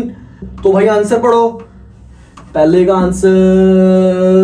तो आंसर ही नहीं लिखा, तो मैं अपने आप लिखवा देता हूं आपको। तो फर्स्ट का आंसर आ जाएगा हमारा ग्रीन, कोई दिक्कत तो नहीं है। कैसे आया भाई? सेकंड पार्ट पढ़ो, give the percentage of purple stemmed plants if F1 plants are self pollinated. भाई बिल्कुल सिंपल है, सेल्फ पोलिनेशन के लिए एक बार दोबारा लिख दो बड़ा जी छोटा जी। अब इनको मल्टीप्लाई करो, बड़े जी को बड़े जी से क्या आएगा, बड़ा जी, बड़े जी को छोटे जी से आएगा बड़ा जी, छोटा जी, छोटे जी को बड़े जी से बड़ा जी, छोटा जी, छोटे जी को छोटे जी से क्या आएगा, छोटा जी। अब भाई क्या बोला हुआ उन्होंने, बताओ परसेंटेज पर्पल की परसेंटेज। भाई 3 तो हमारे ग्रीन है, बड़े वाले हैं, एक ही पर्पल है। परसेंटेज मैंने आपको बताया था 3:1 को परसेंटेज की फॉर्म में कैसे लिखते हैं, 75 और 25। सिर्फ इस वाले की पूछी है तो 25 आंसर आ जाएगा। देखो आंसर में 25 आएगा, 25%। तीसरा part, in what ratio would you find the genotypes बड़ा जी एंड बड़ा जी छोटा जी। देख लो, बड़ा जी और बड़ा जी छोटा जी। बड़ा जी तो हमारा एक ही है और बड़ा जी छोटा जी हमारे पास 2 है, तो यहाँ पे 2, तो रेशो क्या आएगी, 1:2। एक बार आंसर पढ़ लो, 1:2। किसी को कोई दिक्कत है तो पूछ लो। सेम क्वेश्चन है पिछले जैसे ही, बस थोड़ी सी करेक्टर्स इन्होंने अलग कर दी हैं, आंसर भी बिल्कुल एग्जैक्टली वैसे ही निकालने हैं। आ गया ना समझ? अगली स्लाइड पर चलते हैं। In dogs, the barking trait is dominant over the silent trait and erect ears are dominant over drooping ears. Now, find out what is the expected phenotypic ratio of the offspring when dogs heterozygous for both the traits are crossed. भाई बहुत ही बेहतरीन question है, थोड़ा सा दिमाग का use करेंगे और आंसर भाई बिल्कुल आराम से दे देंगे। अब भाई यहाँ पर 2 कैरेक्टर्स की बात हुई। पहला कैरेक्टर तो था बार्किंग ट्रेट जो कि डोमिनेंट है साइलेंट ट्रेट से, और भाई दूसरा इरेक्ट ईयर्स जो कि डोमिनेंट है हमारे ड्रूपिंग ईयर से। अब 2 कैरेक्टर्स जब भी आ जाते हैं आपको पता है कौन सी क्रॉस होती है, डाई हाइब्रिड क्रॉस। अब भाई फिनोटाइपिक में रेशो कितनी आती है, 9:3:1, तो हमारा रेशो का आंसर तो सिंपल आ जाएगा 9:3:1। अब भाई ये तो हमारा आ गया ना। अगला बोला हुआ what are different phenotypes observed. अब भाई हम अपनी तरफ से मान लेते हैं बार्किंग ट्रेट को बड़ा बी क्योंकि वो हमारा है डोमिनेंट, और साइलेंट ट्रेट को हम अपनी तरफ से मान लेते हैं छोटा बी क्योंकि वो है रिसेसिव, और दूसरी तरफ इरेक्ट ईयर्स डोमिनेंट थे हम मान लेते हैं बड़ा ई और बड़ा ई, और हमारा ड्रूपिंग ईयर्स जो कि रिसेसिव है उसको मान लेते हैं छोटा ई। और अब हमारे को मेंडल जी ने बताया था गैमेट फॉर्मेशन के दौरान सिर्फ हम सिंगल लेते हैं, इन सबका सिंगल ले लो। एक हमारा ले लिया बड़ा बी और एक ले लिया हमारा छोटा बी, फिर हमने लिया बड़ा ई, फिर लिया हमने साथ ही में इसके छोटा ई, तो ये हमारा आ गया ना बड़ा बी छोटा बी बड़ा ई और छोटा ई। ये तो हमारा सिंपल सा आ जाएगा F1 जनरेशन में। अब F2 F2 जनरेशन में क्या करते थे, हम इसी को दोबारा से लिखते थे और हम सेल्फ पोलिनेशन करवा देते थे। तो इसका क्या आएगा फिनोटाइप्स ऑब्जर्व्ड में BBE मल्टीप्लाई BBE। कोई दिक्कत हो तो बोलो भाई। अब तीसरा, what is this type of cross known as. मैंने भाई आंसर से पहले ही बता दिया था, जहां पर दो कैरेक्टर्स की बात हो तो कौन सा क्रॉस है, डाई हाइब्रिड क्रॉस। क्वेश्चन को देख के डरना नहीं है, बस देखो कितने ट्रेड की बात हुई है, एक ट्रेड की या दो ट्रेड की। अगर एक की बात हुई हो तो हम मोनो हाइब्रिड क्रॉस लगा देंगे, अगर दो की बात है तो डाई हाइब्रिड लगा देंगे, कोई दिक्कत नहीं है ना। अगली स्लाइड पर चलते हैं। Guinea pig have black color when crossed with Guinea pig having a same color produced 80 offsprings out of which 60 were black and 20 were white. Now find out. First part, what is the possible genotype of the Guinea pig? भाई बड़ा ही आसान है, हमारे पास 60 black है। एक बार pen ले लेता हूं, क्वेश्चन को देख के डरना नहीं है। 60 हमारे पास ब्लैक है, मतलब ब्लैक ज्यादा मात्रा में तो वो डोमिनेंट हो गया, तो ब्लैक को मैंने लिख दिया बड़ा बी, और 20 व्हाइट थे उसको मैं लिख देता हूं छोटा बी, क्योंकि वो रिसेसिव है, कम मात्रा में है। अब पॉसिबल जीनोटाइप पूछे हुए हैं भाई, बहुत ही आसान लिख देंगे, इसमें से एक ले लो और एक इसमें से एक ले लो, क्या बनेगा बड़ा बी छोटा बी। और F1 जनरेशन में तो हमारा ये आ गया। अब F2 जनरेशन निकालने के लिए हम क्या करते थे, इसी को सेल्फ पोलिनेट करते थे, मतलब दोबारा से लिख दो बड़ा बी छोटा बी, तो हमारे पास यही वाली सेम चीज आ गई ना। तो भाई आंसर क्या बनेगा, बड़ा बी छोटा बी, बड़ा बी छोटा बी। किसी को दिक्कत है तो बोलो नहीं ना। Second, which trait is dominant and which trait is recessive. भाई अभी तो बताया, जोन सी ट्रेट ज्यादा नंबर में है वो डोमिनेंट मतलब कि ब्लैक, और जोन सी ट्रेट कम मात्रा में है वो रिसेसिव मतलब कि व्हाइट। आंसर पढ़ो, black is dominant while white is recessive. अगर बाय चांस पेपर में रेशो भी पूछ लेते तो सिंपल, एक ट्रेड की बात है तो 3:1, और अगर एक वाले की परसेंटेज पूछते तो 25%। क्वेश्चन बहुत ही आसान है, ठीक है। अगले पेज पे चलते हैं। अब भाई क्वेश्चन बहुत ही बेहतरीन आया। A Mendelian experiment consisted of breeding tall pea plants bearing violet flowers with short pea plants bearing white flowers. ठीक है जी। The progeny all bore violet flowers but almost half of them were short. Okay, this suggest that the genetic makeup of the tall parent can be depicted. भाई बहुत ही आसान question है लेकिन logic वाला है। अब हम लॉजिक लगाएंगे। देखो भाई, टोल पी प्लांट है तो मैंने बड़ा टी ले लिया, और शॉर्ट बोला हुआ है तो मैंने उसके लिए छोटा टी ले लिया। किसी को दिक्कत तो नहीं यहां तक। उसके बाद वॉयलेट फ्लावर्स हैं और व्हाइट फ्लावर्स हैं। अब भाई देखो ऑप्शंस में, देखो वॉयलेट और व्हाइट के लिए डिनोशन यूज करिए बड़ा W और छोटा W, तो हम वॉयलेट के लिए ले लेते हैं बड़ा W क्योंकि वो डोमिनेंट है, टोल के साथ है ना। और साथ ही में हम व्हाइट के लिए ले लेते हैं छोटा W क्योंकि वो रिसेसिव है, शॉर्ट के साथ है। कोई दिक्कत तो नहीं है। अब भाई सिंपल, कोई क्रॉस बनाने की जरूरत ही नहीं है। बोला हुआ हमारे को जो प्रोजेनी मिली उसमें सारे ही वॉयलेट फ्लावर्स हैं। वॉयलेट को किससे डिनोट करा, बड़े W से, तो हमने एक तरफ लिख लिया कि बड़ा W ही मिलेगा, छोटे का तो कोई रोल ही नहीं है। But almost half of them were short, मतलब कि आधे बड़े हैं और आधे छोटे हैं। बड़े को डिनोट करते हैं हम बड़े टी से और छोटे को डिनोट करते हैं छोटे टी से। तो हमारा सिंपल आंसर हमारे को मिल गया, बड़ा टी छोटा टी बड़ा W। देखते हैं किसी ऑप्शन में है ये। ऑप्शन नंबर ए बड़ा टी W, नहीं जी। ऑप्शन नंबर बी बड़ा टी छोटा टी बड़ा W, और भाई हमारा भी यही आया था, तो option number B is right answer. एक बार आंसर में भी सी की जगह बी लिख लेना है आप, क्योंकि यहां पर सी गलती से लिखा गया था, वहां पे बी आना था। ठीक है, आपको समझ आ गया ना, मैंने किस हिसाब से लॉजिक लगाया और आंसर निकाल दिया। तो क्वेश्चन देख के डरना नहीं है, बस देखो किस हिसाब से दिया है और उस हिसाब से आंसर निकाल दो। ठीक है, अगले क्वेश्चन पर चलते हैं। Two pink colored flower on crossing resulted in one red, two pink and one white flower progeny. Okay ji, the nature of the cross will be। ओ भाई बहुत ही आसान क्वेश्चन आ गया ये वाला। तो अब हमारे को मिल रहा है एक रेड, दो पिंक और एक व्हाइट। अब आपको पता है कि मोनो हाइब्रिड क्रॉस में हमारे को जीनोटिपिक रेशियो क्या मिली थी, 1:2:1 यही मिली थी ना। और ऐसा सा ही हमारे को क्वेश्चन में बोल रहा है 1:1। अब मेरे दिमाग में खड़ा गया कि इसका आंसर कहीं ना कहीं मोनो हाइब्रिड क्रॉस से रिलेटेड है। और ये हमारे को 1:2:1 मिलता कब था, जब हमारी F1 जनरेशन की सेल्फ पोलिनेशन होती थी। तो कौन सा क्रॉस हुआ, सेल्फ पोलिनेशन ना। एक बार देखते हैं options. A double fertilization, B self pollination, C cross fertilization, D no fertilization. तो भाई मैंने अभी बताया ना कैसे मिलती थी ये रेशियो, सेल्फ पोलिनेशन करके। तो option number B is the right answer. अब किस हिसाब से आपको पेपर में अटेम्प्ट करके आना, एक बार ये वाला डायग्राम से देख लीजिए। पेरेंट हमारे को बोल रहे थे रेड और व्हाइट, रेड को डिनोट कर दिया बड़े आर और बड़े आर से, और व्हाइट को ले लिया छोटे आर से और छोटे आर से। अब जब भी गैमेट्स फॉर्मेट होते हैं तो इनको अलग अलग कर देते हैं, एक बड़ा आर और एक छोटा आर ले लिया। अब भाई F1 जनरेशन में तो हमारे को सारे पिंक मिले, लेकिन जैसी F1 जनरेशन की हमने सेल्फ पोलिनेशन करवाई, भाई सिंपल से करवाई ना, बड़ा आर छोटे आर को दोबारा से करवाया, तो मल्टीप्लाई कर दे उसको, बड़े आर को बड़े आर से क्या मिलेगा, बड़ा आर, बड़े आर को छोटे आर से बड़ा आर, छोटा आर, छोटे आर को बड़े आर से बड़ा आर, छोटा आर, छोटे आर को छोटे आर से छोटा आर, छोटा आर। अब भाई हमारे को बड़े आर वाले कितने मिले, एक मिले, और बड़ा आर छोटे आर वाले कितने मिले, दो मिले, और छोटे आर वाले एक मिला। तो 1 हमारा मिला रेड, 2 हमारे को मिले इनके मिक्सचर जो कि पिंक, और 1 हमारे को मिला व्हाइट। तो कैसे मिला ये, F1 जनरेशन की सेल्फ पोलिनेशन करवाकर। आ गया ना क्वेश्चन समझ। अगली स्लाइड पर चलते हैं। Mendel blended his knowledge of science and mathematics to keep the count of the individuals exhibiting a particular trait in each generation. He observed a number of contrasting visible characters controlled in pea plants in a field. Okay ji, he conducted many experiments to arrive at the law of inheritance. सही बात है, Mendel ji ने बहुत सारे experiment करे होंगे तभी तो कुछ ना कुछ उन्होंने लॉ दिए।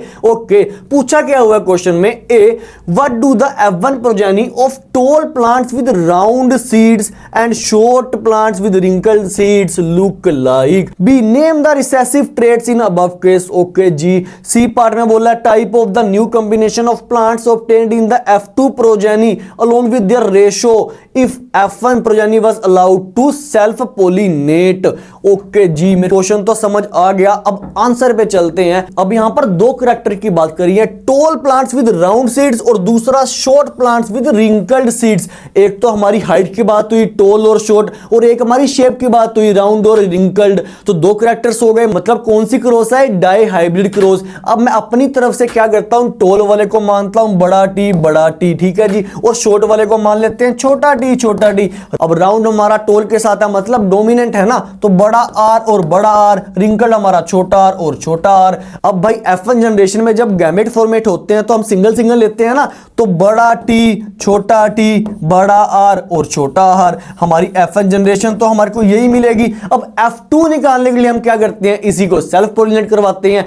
और भाई सेल्फ पोलिनेशन करवाने के लिए हम सिंपल ऑप्शंस देखते हैं, हमारे पास कितने हैं, 4 ही तो होते थे। कौन कौन से बन सकते हैं, बड़ा टी बड़ा आर, बड़ा टी बड़ा आर एक ऑप्शन, दूसरा बड़ा टी छोटा आर, बड़ा टी छोटा आर, तीसरा ऑप्शन छोटा टी बड़ा आर, छोटा टी बड़ा आर, छोटा टी छोटा आर, छोटा टी छोटा आर। मतलब 4 हमारे को ऑप्शन बन रहे हैं। जो ये वाले ऑप्शन है एक बारी इस तरफ लिखने थे और एक बारी इस तरफ लिखने थे, सेम चीज। देखो आंसर पे आ जाओ एक बारी। तो भाई सिंपल सा आंसर देखते हैं इसका। अब ये चीज तो मैंने आपको बता दी, बड़ा टी छोटा टी बड़ा आर छोटा आर आया कहां से। ये तो था हमारा F1 जनरेशन की बात, ये हमारी आ गई F1 जनरेशन की बात। लेकिन F2 जनरेशन को ऑब्टेन करने के लिए हम क्या करते थे, इसी की सेल्फ पोलिनेट। और उसके मैंने 4 ऑप्शन दे दिए थे, जो ऐसे लिखने हैं और वही ऐसे लिखने हैं, बड़ा टी बड़ा आर, छोटा टी बड़ा आर, बड़ा टी छोटा आर, छोटा टी छोटा आर। उसी को हमने इस हिसाब से लिख दिया। अब मैंने मल्टीप्लाई करना तो आपको इनको सिखाया ही था, एक बार किस हिसाब से लिख के आना, पेपर में देख लेना। अब ये डाई हाइब्रिड क्रॉस तो हमारे को पता चल गई, रेशियो कितनी आती है इसमें, 9:3:1। तो आंसर देखो 9:3:1। कोई दिक्कत तो नहीं है, ये तो हमारे को भाई समझ आ गया। अब कोई और पार्ट इसका रहता है क्या हमारा, name the recessive traits in above cases. भाई बहुत ही आसान है, रिसेसिव तो पता चल ही गई ना, शॉर्ट और रिंकल्ड, और डोमिनेंट कौन सी है, टॉल और राउंड। समझ आ गया ना। तो जहां पर दो कैरेक्टर्स की बात हो, बस दिमाग में एनालिसिस करो कि भाई ये एक कैरेक्टर की बात हो रही है या दो। अगर दो की बात हुई तो डाई हाइब्रिड क्रॉस लगा दो, अगर एक की बात हुई है तो मोनो हाइब्रिड क्रॉस लगा दो। आंसर से बस सिंपल सा आता है। तो भाई और वाला पार्ट पढ़ लो। If 1600 plants were obtained in the F2 progeny, write the number of plants having traits. First part tall with round seeds. अच्छा जी, अगर हमारे को 1600 प्लांट्स मिले F2 जनरेशन में, तो बताओ कितने नंबर ऑफ प्लांट्स हैं जिसमें टॉल और राउंड सीड्स हैं। ओके, अब हमारा टेबल में से हमारे को पता चला कि टॉल विद राउंड सीड्स हमारे थे 9। ओके, और टोटल केसेस है हमारे 9 और 3 12 और 3 15 और 1 16। ओके जी, 16 हमारे टोटल केसेस हैं और मिले कितने हैं प्लांट्स? 1600। तो अगर जब भी ऐसा क्वेश्चन आ जाए तो हमने देखना है कि जिस ट्रेड का निकालना है, टोल विद राउंड का निकालना था, तो उसको लिख देना ऊपर, नीचे लिखना टोटल केसेस। टोटल केसेस हमारे कितने बने हैं? 16। तो मैं नीचे लिख दूंगा 16, नीचे लिख दिया मैंने 16। और F2 जनरेशन में मिल कितने रहे हमारे को प्लांट?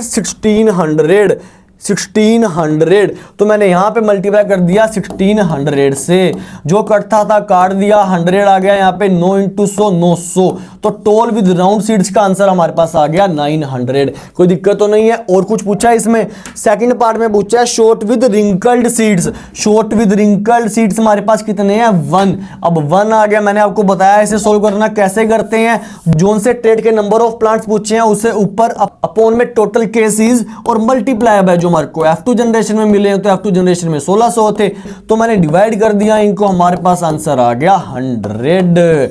तो हमारे पास आंसर आ गया 100। कोई दिक्कत हो तो बोल दो भाई, पक्का। और कुछ पूछा है, right the conclusion of the above experiment. भाई हमने ये चीज तो पढ़ी थी, अब हमें इतना पता चला कि ये डाई हाइब्रिड क्रॉस है। डाई हाइब्रिड क्रॉस से पता क्या चलता था? लॉ ऑफ इंडिपेंडेंट असॉर्टमेंट का। लॉ ऑफ इंडिपेंडेंट असॉर्टमेंट पता चलता था ना कि एक ट्रेड दूसरी ट्रेड पे डिपेंड नहीं करती। एक पॉइंट तो ध्यान रख लो, अगर हमारी मोनो हाइब्रिड क्रॉस है तो वो कौन से लॉ को प्रूव करती है? लॉ ऑफ डोमिनेंस को। लेकिन अगर हमारी डाई हाइब्रिड क्रॉस है वो प्रूव करती है लॉ ऑफ इंडिपेंडेंट असॉर्टमेंट को। किसी को कोई दिक्कत तो नहीं है ना? आ गया ना समझ? अगले पेज पर चलते हैं। Using height, tallness and dwarfness of a plant as an example, show that pen ले लूं, show that genes control the characteristics of traits in an organism। अरे भाई बहुत ही आसान है, आंसर पढ़ो। A gene is a segment of DNA on a chromosome that provides instruction for the synthesis of a specific protein which controls a particular characteristics of an organism। अब भाई ये तो पढ़ ही लिया कि जीन सेगमेंट किसका है? डीएनए का। किस पर? क्रोमोसोम पर, जो कि कंट्रोल करता है किसी भी ऑर्गेनिज्म के कैरेक्टरिस्टिक को। For example, a plant progeny with a gene for tallness will produce more growth hormones, causing it to grow tall. Conversely, if the plant carries a gene for shortness, it will produce fewer growth hormones, resulting in limited growth and a dwarf plant। Simple सी बात है, अगर किसी plant में gene आया toll वाला तो वो टोलनेस शो करेगा, और अगर किसी प्लांट में जीन आया हमारा शॉर्ट का तो वो शॉर्टनेस शो करेगा। तो सिंपल सी बात है, जोन सा जीन आएगा उसी हिसाब से करैक्टर्स होंगे। अगर टोल आया तो टोलनेस होगी, अगर शॉर्ट आया तो शॉर्टनेस होगी। शॉर्टनेस को हम ड्वार्फनेस भी बोलते हैं। आ गया ना समझ? तो जीन ही कंट्रोल करता है ये सब। अगले पेज पर चलते हैं। इन अ फैमिली ऑफ 4 इंडिविजुअल्स, 4 बंदों की फैमिली है। द फादर पोसेस्ड, एक बार हम पेन ले लेते हैं। The father possessed long ears. Okay जी, पापा के लॉन्ग ईयर्स हैं। And the mother possessed short ears, मम्मी जी के शॉर्ट ईयर्स हैं। If parents had pure dominant and recessive traits, okay, then calculate the ratio of genetic makeup of F2 generation. सिर्फ एक ही ट्रेट की बात हो रही है, एक ही कैरेक्टर की बात हो रही है, तो वो कौन सी क्रॉस होती है? Mono hybrid cross. अब कौन सी ट्रेट की बात हो रही है? लॉन्ग और शॉर्ट ईयर्स की। और बोला हुआ है यही प्योरली डोमिनेंट और रिसेसिव है, तो लॉन्ग वाले को हम लिख लेते हैं बड़े LL से और शॉर्ट को लिख लेते हैं छोटे LL से। अब भाई सिंपल है, F1 जनरेशन में तो सिंपल सिंगली ले लेते हैं ना इनको, बड़ा L और छोटा L। अब भाई F2 जनरेशन बनाने के लिए हम इसी की सेल्फ पोलिनेशन करवा देते हैं। सेल्फ पोलिनेशन करवाने के लिए हम बड़े L को बड़े L से करवाते हैं, बड़े L को छोटे L से करवा देते हैं, छोटे L को बड़े L से करवाते हैं, छोटे L को छोटे L से करवाते हैं। तो हमारे पास 4 ऑप्शन यहां पर आ गए, 4 ऑप्शन हमारे पास आ गए, 3 और 1 4। किसी को दिक्कत तो नहीं है यहां तक? अब हमारे को पूछा क्या हुआ है? Show a suitable cross. Cross तो मैंने आपको बनाना सिखा दिया यहां पर कैसे बनाया, ठीक है। अब भाई मोनो हाइब्रिड क्रॉस है ना, ये सिंपल एक ही कैरेक्टर के बात में हुई है, तो जीनोटाइपिक रेशियो क्या आ रही है? 1:2:1, क्योंकि एक बिल्कुल सेम है, 2 एक जैसे हैं और एक जैसा है। ये तो थी जीनोटाइपिक रेशियो की बात। लेकिन अगर फिनोटाइपिक रेशियो की बात करते हैं तो वो क्या आती है? 3:1, क्योंकि फिनोटाइपिक रेशियो में तो सिर्फ फाइनल आंसर देख देखते हैं कि कौन रिप्रेजेंट कर रहा है। तो 3 तो बड़े हैं, एक छोटा है, तो 3:1 हमारी कौन सी रेशो हो जाएगी? फिनोटिपिक रेशो हो जाएगी। कोई दिक्कत तो नहीं है। सेकंड पार्ट पढ़ते हैं। If a father had short ears and mother had long ears. Okay जी, उल्टा कर दिया, फादर के शॉर्ट ईयर्स कर दिए और मदर के लॉन्ग ईयर्स कर दिए। Explain what effect it will have on the ratio of genetic makeup of F2 generation. अब भाई रेशो पे तो कुछ फर्क ही नहीं पड़ेगा, उल्टा ही तो करा, शॉर्ट को लॉन्ग, लॉन्ग को शॉर्ट कर दिया, रेशो तो सेम ही रहेगी ना। हमारा जो मेकअप जेनेटिक मेकअप था वो तो सेम ही रहेगा। एक बार आंसर पढ़ लेते हैं। ये तो हमने भाई कर लिया। Second part, no change in the ratio of F2 generation will still be the same as the cross is still between a pure dominant and recessive. वो तो भाई मैंने आपको बता ही दिया, क्योंकि डोमिनेंट और रिसेसिव ही शो करना था, रेशो हमारी बिल्कुल सेम ही रहेगी। अगली स्लाइड पर चलते हैं। Why does the recessive trait reappear in F2 generation?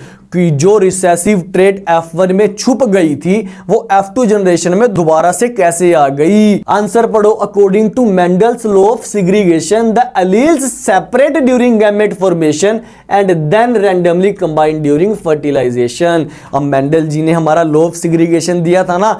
अब जब गैमेट फॉर्मेशन होते हैं तो जीन्स हमारे सेपरेट हो जाते हैं, लेकिन फर्टिलाइजेशन के दौरान वो दोबारा कंबाइन भी तो होते हैं ना। तो सिंपल सा भाई लॉ ऑफ सेग्रीगेशन के अनुसार हमारा आंसर आ गया। कोई दिक्कत तो नहीं है ना। अगली स्लाइड पर चलते हैं।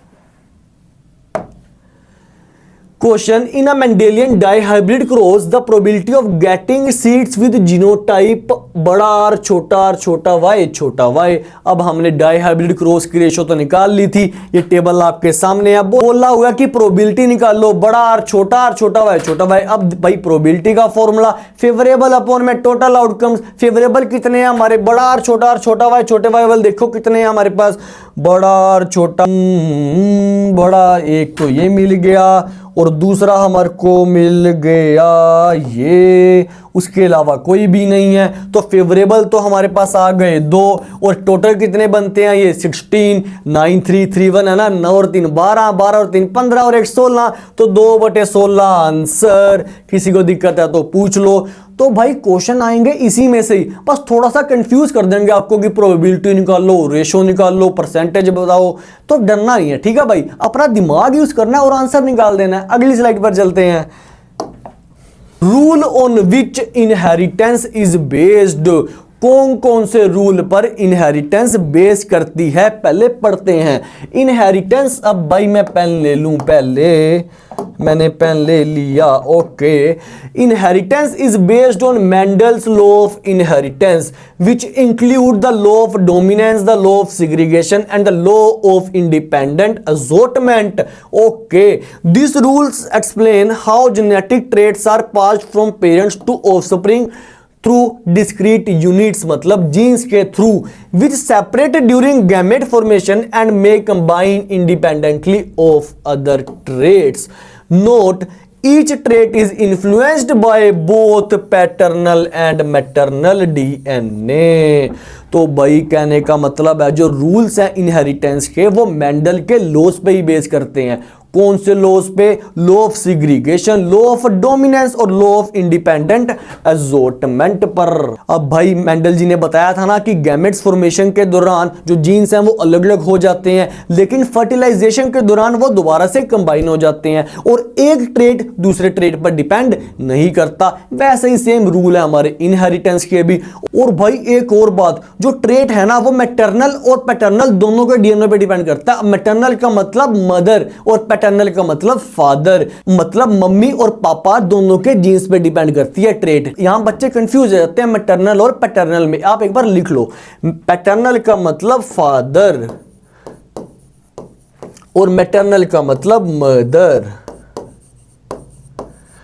तो जो ट्रेट है वो मदर और फादर दोनों के डीएनए पे डिपेंड करती हैं। अगली स्लाइड पर चलते हैं।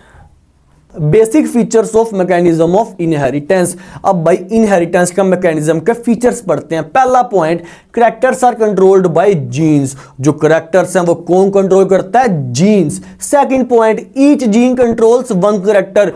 एक जीन एक ही कैरेक्टर को कंट्रोल करता है। अगर टोनलेस है तो एक ही जीन होगा जो टोनलेस को रिप्रेजेंट करेगा, और अगर शॉर्ट है तो एक ही जीन होगा जो शॉर्टनेस को रिप्रेजेंट करेगा। Third point, there may be 2 or more forms of the gene, gene के एक से ज्यादा फॉर्म तो हो ही सकते हैं ना। Fourth point, one form may be dominant over the other, अगर एक फॉर्म डोमिनेंट है तो दूसरी रिसेसिव होगी। Fifth point, genes are present on chromosomes, genes कहां पर होते हैं? क्रोमोसोम्स पर। अगला point, an individual has 2 forms of the gene whether similar or dissimilar, अब इंडिविजुअल्स में या तो सिमिलर जीन्स होंगे या डिसिमिलर होंगे। The 2 forms separate at the time of gamete formation, तो ये तो हम कितनी बारी पढ़ चुके पीछे कि गैमेट्स फॉर्मेशन के दौरान जीन्स अलग अलग हो जाएंगे। अगला point, the 2 forms are brought together in the zygote, लेकिन जब जाइगोट बनेगा वो दोबारा से कंबाइन हो जाएंगे। तो भाई मैकेनिज्म बहुत ही आसान है इनहेरिटेंस का, यही पॉइंट्स लिख के आने आपने। ओ भाई 2 में से 2 नंबर मिलेंगे अगर 2 नंबर का आया तो। अब भाई यही मैकेनिज्म को हम डायग्राम के थ्रू समझते हैं। देखो मेल में 2 सेक्स क्रोमोसोम होते हैं एक्स वाई, लेकिन फीमेल में होते हैं एक्स एक्स। अब जब भाई गैमेट बनेंगे तो दोनों सेपरेट हो जाएंगे, गैमेट्स के दौरान एक्स अलग हो गया और वाई अलग, मदर में तो सेम ही था तो एक्स ही ले लिया, ठीक है। अब भाई जब जाइगोट बनेगा दोबारा से कंबाइन हो जाएंगे, आधे मदर से आधे फादर से, तो भाई एक्स एक्स बनेगा यहां तो, या एक्स वाई बनेगा। अगर एक्स एक्स बना तो हमारा फीमेल, अगर एक्स वाई बना तो हमारा मेल, तो कोई दिक्कत तो नहीं है। कहने का मतलब जब गैमेट फॉर्मेशन होगी तो जीन्स अलग अलग हो जाएंगे, लेकिन जब जाइगोट बनेगा तो जीन्स दोबारा से कंबाइन हो जाएंगे, ठीक है भाई। अगली स्लाइड पर चलते हैं। भाई बहुत ही बेहतरीन क्वेश्चन, सेक्स का पता कैसे चलता है ह्यूमन बीइंग्स में? पहले मेरी भाषा में हिंदी में समझिए। अब फादर के पास 2 सेक्स क्रोमोसोम होते हैं एक्स वाई, अब भाई मदर के पास होता है एक्स एक्स। अब भाई गैमेट फॉर्मेशन के दौरान फादर का एक्स और वाई अलग अलग हो जाएगा, लेकिन मदर के पास तो सेम ही है ना एक्स। जब जाइगोट बनेगा अगर फादर में से एक्स आया, मदर से तो एक्स ही आना, एक्स और एक्स तो बन जाएगा फीमेल, लेकिन अगर फादर में से आया वाई और मदर में से तो एक्स ही आना, एक्स वाई तो बन जाएगा मेल। कहने का मतलब अगर फादर में से आया एक्स क्रोमोसोम जाइगोट फॉर्मेशन के दौरान तो बनेगी लड़की मतलब फीमेल, लेकिन अगर फादर में से आया वाई क्रोमोसोम, मदर में से तो एक्स ही आना ना, तो बनेगा एक्स वाई तो मिलेगा लड़का मतलब कि मेल। एक बार पढ़ लेते हैं पेपर में लिख के कैसे आना है। The females carry 2 X chromosome, female produced 1 type of gametes X, okay जी। मदर के गैमेट्स को बोलते हैं X with same type of chromosome 22 plus X, okay जी। Males have 1 X and Y chromosome, मैंने आपको अभी बताया मेल्स में एक्स और वाई होगा। Among the male gametes half of the sperm carry X chromosome and half carry Y chromosome, 22 plus X या 22 plus Y. This female is homogametic, homogametic का मतलब फीमेल्स में एक्स एक्स ही है ना, तो ये होमोगैमेटिक हो गई। And mail is heterogametic, heterogametic का मतलब मेल्स पर अलग अलग है ना एक्स और वाई, तो इसलिए वो हेटेरोगैमेटिक हो गया। When a sperm carrying X chromosome fertilizes an egg the zygote develops into female X X, okay जी। When sperm carrying Y chromosome fertilizes an egg the zygote develops into a male X Y. तो भाई मैंने आपको भी वही समझाया था, अगर फादर में से एक्स आया, मदर में से तो एक्स ही आना, तो बनेगी फीमेल, लेकिन अगर फादर में से आया वाई क्रोमोसोम और मदर में से तो एक्स ही आना, बनेगा एक्स वाई और बनेगा मेल। एक बार डायग्राम के थ्रू समझ लीजिए, मेल में एक्स वाई क्रोमोसोम, फीमेल में एक्स एक्स। गैमेट्स फॉर्मेशन के दौरान ये अलग अलग हो जाएंगे एक्स और वाई, लेकिन फीमेल में तो सेम ही है एक्स आ जाएगा। लेकिन जब जाइगोट फॉर्मेशन होगा तो दोनों कंबाइन होंगे आपस में, आधे फादर से आधे मदर से, एक्स और एक्स बनेगा या बनेगा एक्स और वाई। अगर एक्स और एक्स बना तो बनेगा फीमेल, अगर एक्स वाई बना तो बनेगा मेल। तो भाई होप करता हूं आपको ये वाला क्वेश्चन समझ आ गया होगा। अगले पेज पर चलते हैं। The chromosome number of sexually producing parents and their offspring is same. Justify this statement. बिल्कुल ठीक है भाई, गैमेट्स फॉर्मेशन के दौरान ये डिवाइड हो जाते हैं, लेकिन जाइगोट जब बनता है तो दोबारा से कंबाइन भी तो होते हैं। एक बार आंसर पढ़ लीजिए। In sexual reproduction both the gametes male and female contain half the number of chromosomes haploid and by the fusion of these gametes the zygote have full set chromosomes. जब gametes formation होती है तो वो divide हो जाते हैं, मतलब बनेगा हैप्लॉइड, लेकिन जब जाइगोट फॉर्मेशन होनी होती है तो दोबारा से कंबाइन हो जाते हैं, मतलब बनेगा डाइप्लॉइड। अब भाई डायग्राम के थ्रू भी समझ लीजिए, फादर के पास 46 क्रोमोसोम है, जब गैमेट फॉर्मेशन होगी तो डिवाइड हो जाएंगे 23 23। अब मदर के पास भी 46 हैं, गैमेट फॉर्मेशन के दौरान डिवाइड हो जाएंगे। अब फादर वाले को बोलते हैं स्पर्म्स, मदर वाले को बोलते हैं ovum.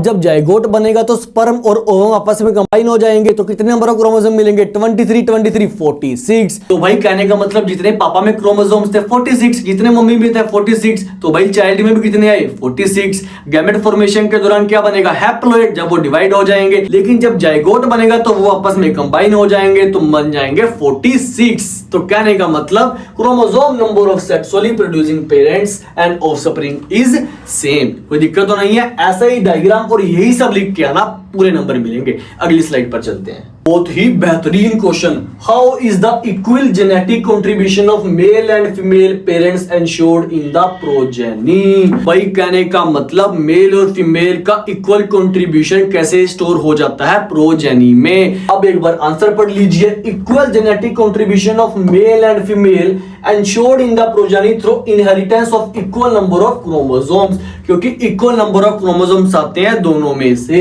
From both parents. For example in humans there are 23 pairs of chromosomes. Humans में 23 पेयर्स होते हैं ना, 46 नंबर में होते हैं ये। Out of these 23 pairs the 22 pairs are known as autosomes, और जो एक पेयर होता है वो सेक्स क्रोमोसोम होता है, and the remaining one pair is known as sex chromosome, represented as X and Y in males and in females XX। ये तो पता ही है, मेल के पास X and Y होगा, फीमेल के पास X और X ही होंगे। The male parent produces gametes having 22 autosomes and 1 X or Y chromosome, whereas the female parent produces gamete having 22 autosomes, जो कि दोनों में सेम ही है, and 1 X chromosome। ठीक है जी। During fertilization the male gamete haploid fuses with the female gamete, वो भी haploid, resulting in the formation of zygote। zygote दोनों को मिला के बनेगा तो बनेगा diploid। The zygote in the progeny receives an equal contribution of genetic material from both the parents। एक बार डायग्राम कर तो समझ लीजिए भाई, फादर का देखो 22 पेयर्स ऑफ ऑटोसोम्स दोनों में जो कि सेम रहेंगे। फादर में X और Y सेक्स क्रोमोसोम है, मदर में X और X। भाई गैमेट फॉर्मेशन के दौरान ये अलग अलग हो जाएंगे, 22 प्लस X 22 प्लस Y, लेकिन मदर में से तो X ही आ सकता है, 22 प्लस X। अब जब जाइगोट बनेगा तो 22 तो हमारे दोनों में सेम ही है, लेकिन या तो X X होगा या X Y होगा, तो दोनों का जेनेटिक कंट्रीब्यूशन इक्वल रहेगा प्रोजेनी में। कोई दिक्कत तो नहीं है ना। अगली स्लाइड पर चलते हैं। Two genetic combination of mothers play a significant role in determining the sex of a newborn। भाई न्यूबॉर्न का क्या सेक्स है, मेल है या फीमेल है, उसमें मदर का कोई भी रोल प्ले नहीं करेगा।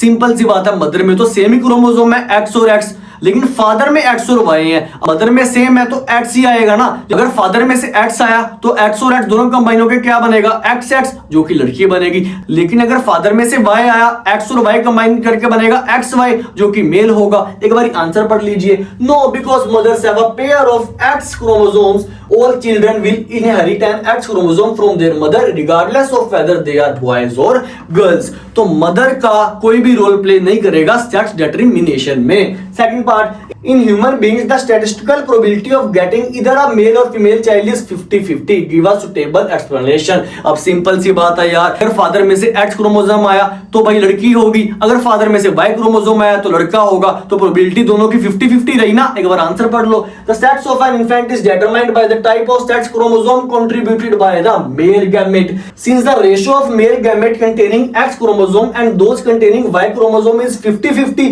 the statistical probability of male and female is also 50-50। आ गया ना समझ भाई। अगली स्लाइड पर चलते हैं।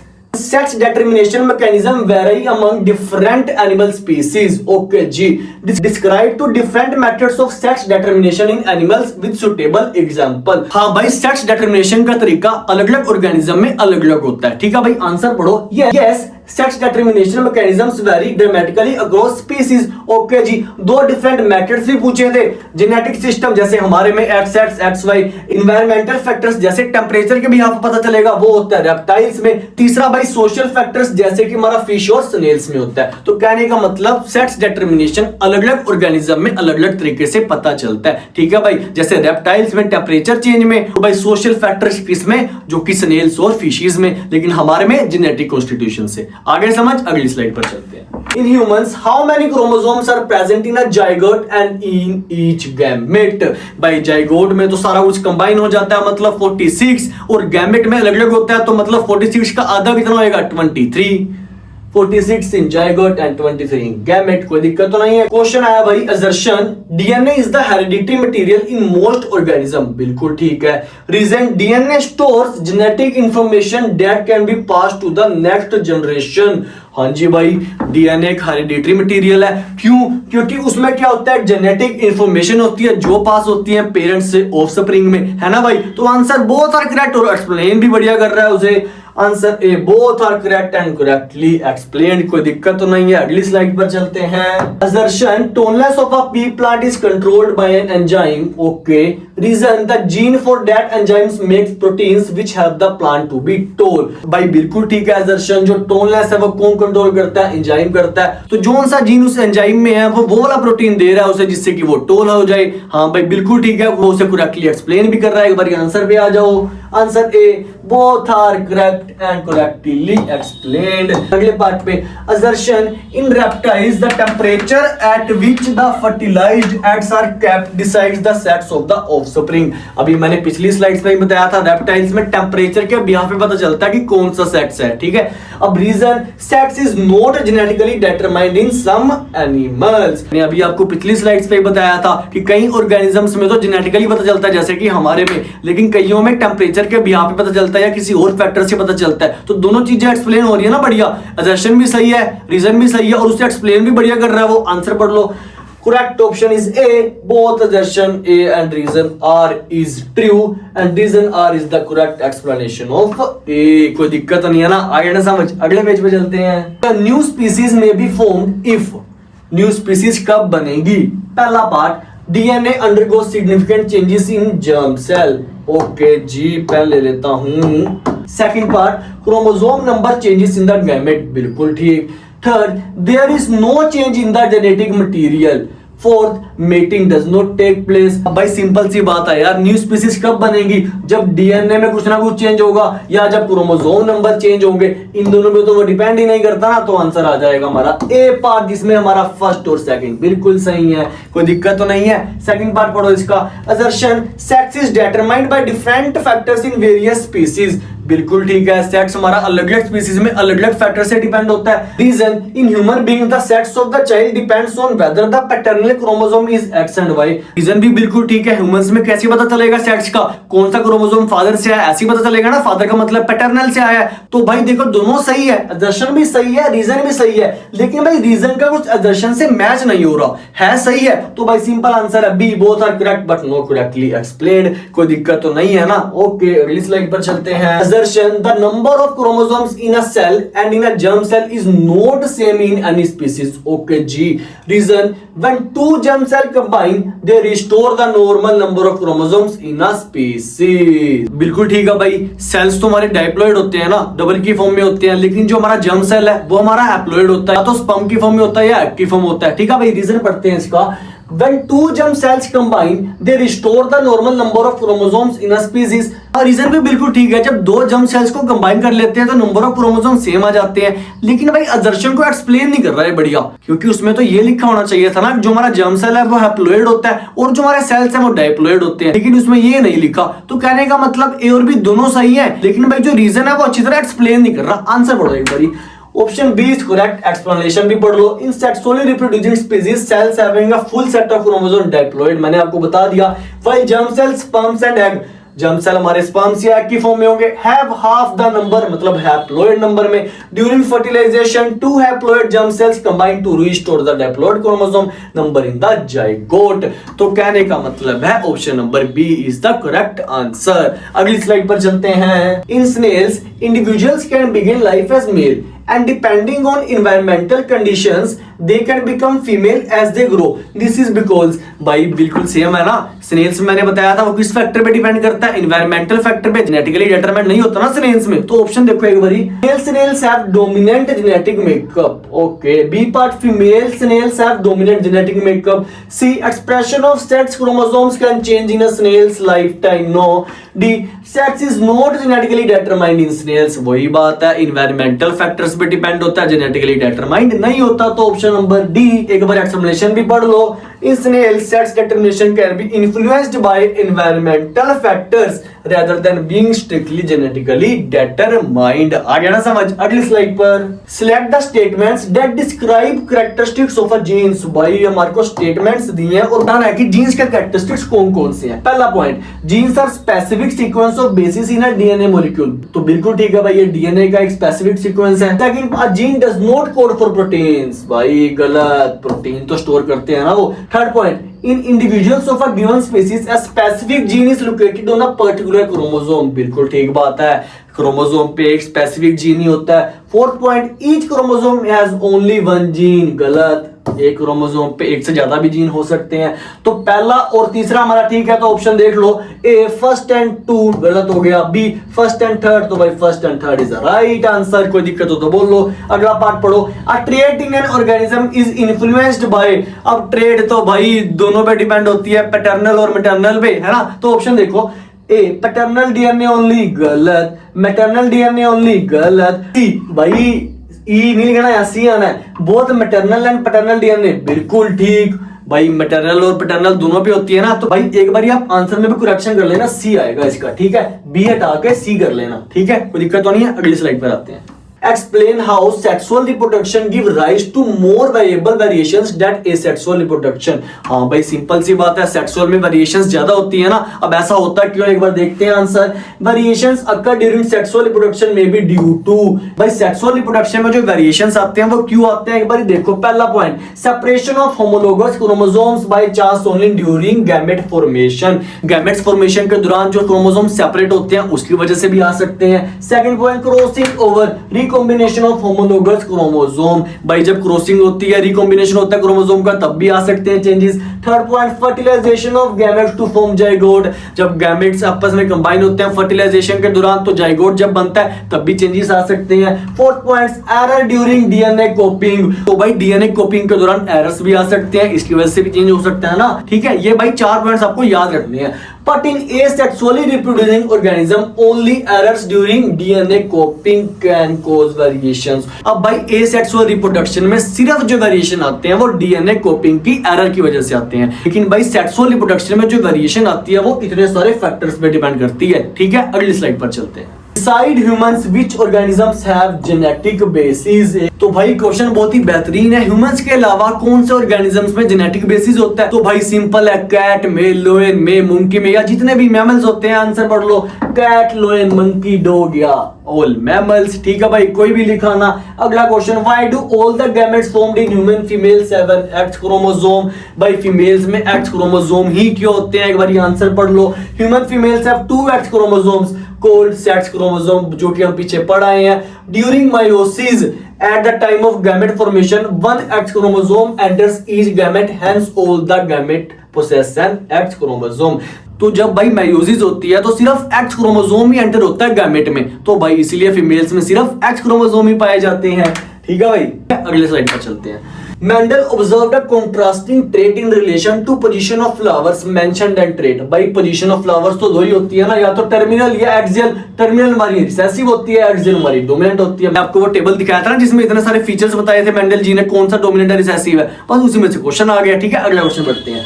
मेल्स आर हेटेरोगैमेटिक, वाई, ये भी पढ़ चुके। मेल्स में एक्स और वाई क्रोमोसोम होते हैं जो कि अलग अलग है, इसीलिए मेल्स क्या होते हैं, हेटेरोगैमेटिक। आंसर पढ़ो एक बारी, because they have dissimilar sex chromosome X Y and therefore form 2 types of gamete, one carrying X and another carrying Y. तो भाई ठीक है, समझ आ गया। अगली स्लाइड पर चलते हैं। तो भाई चैप्टर हो गया है फिनिश। आशा यही है कि आपको सब समझ आ गया होगा। अगर बाय चांस कोई डाउट रह जाता है तो कमेंट में जरूर लिखना, आपको रिस्पॉन्ड किया जाएगा। तो भाई जल्दी ही मिलते हैं नई वीडियो के साथ, तब तक के लिए जय माता दी, सी यू, टाटा, बाय बाय, जय हिंद, जय भारत।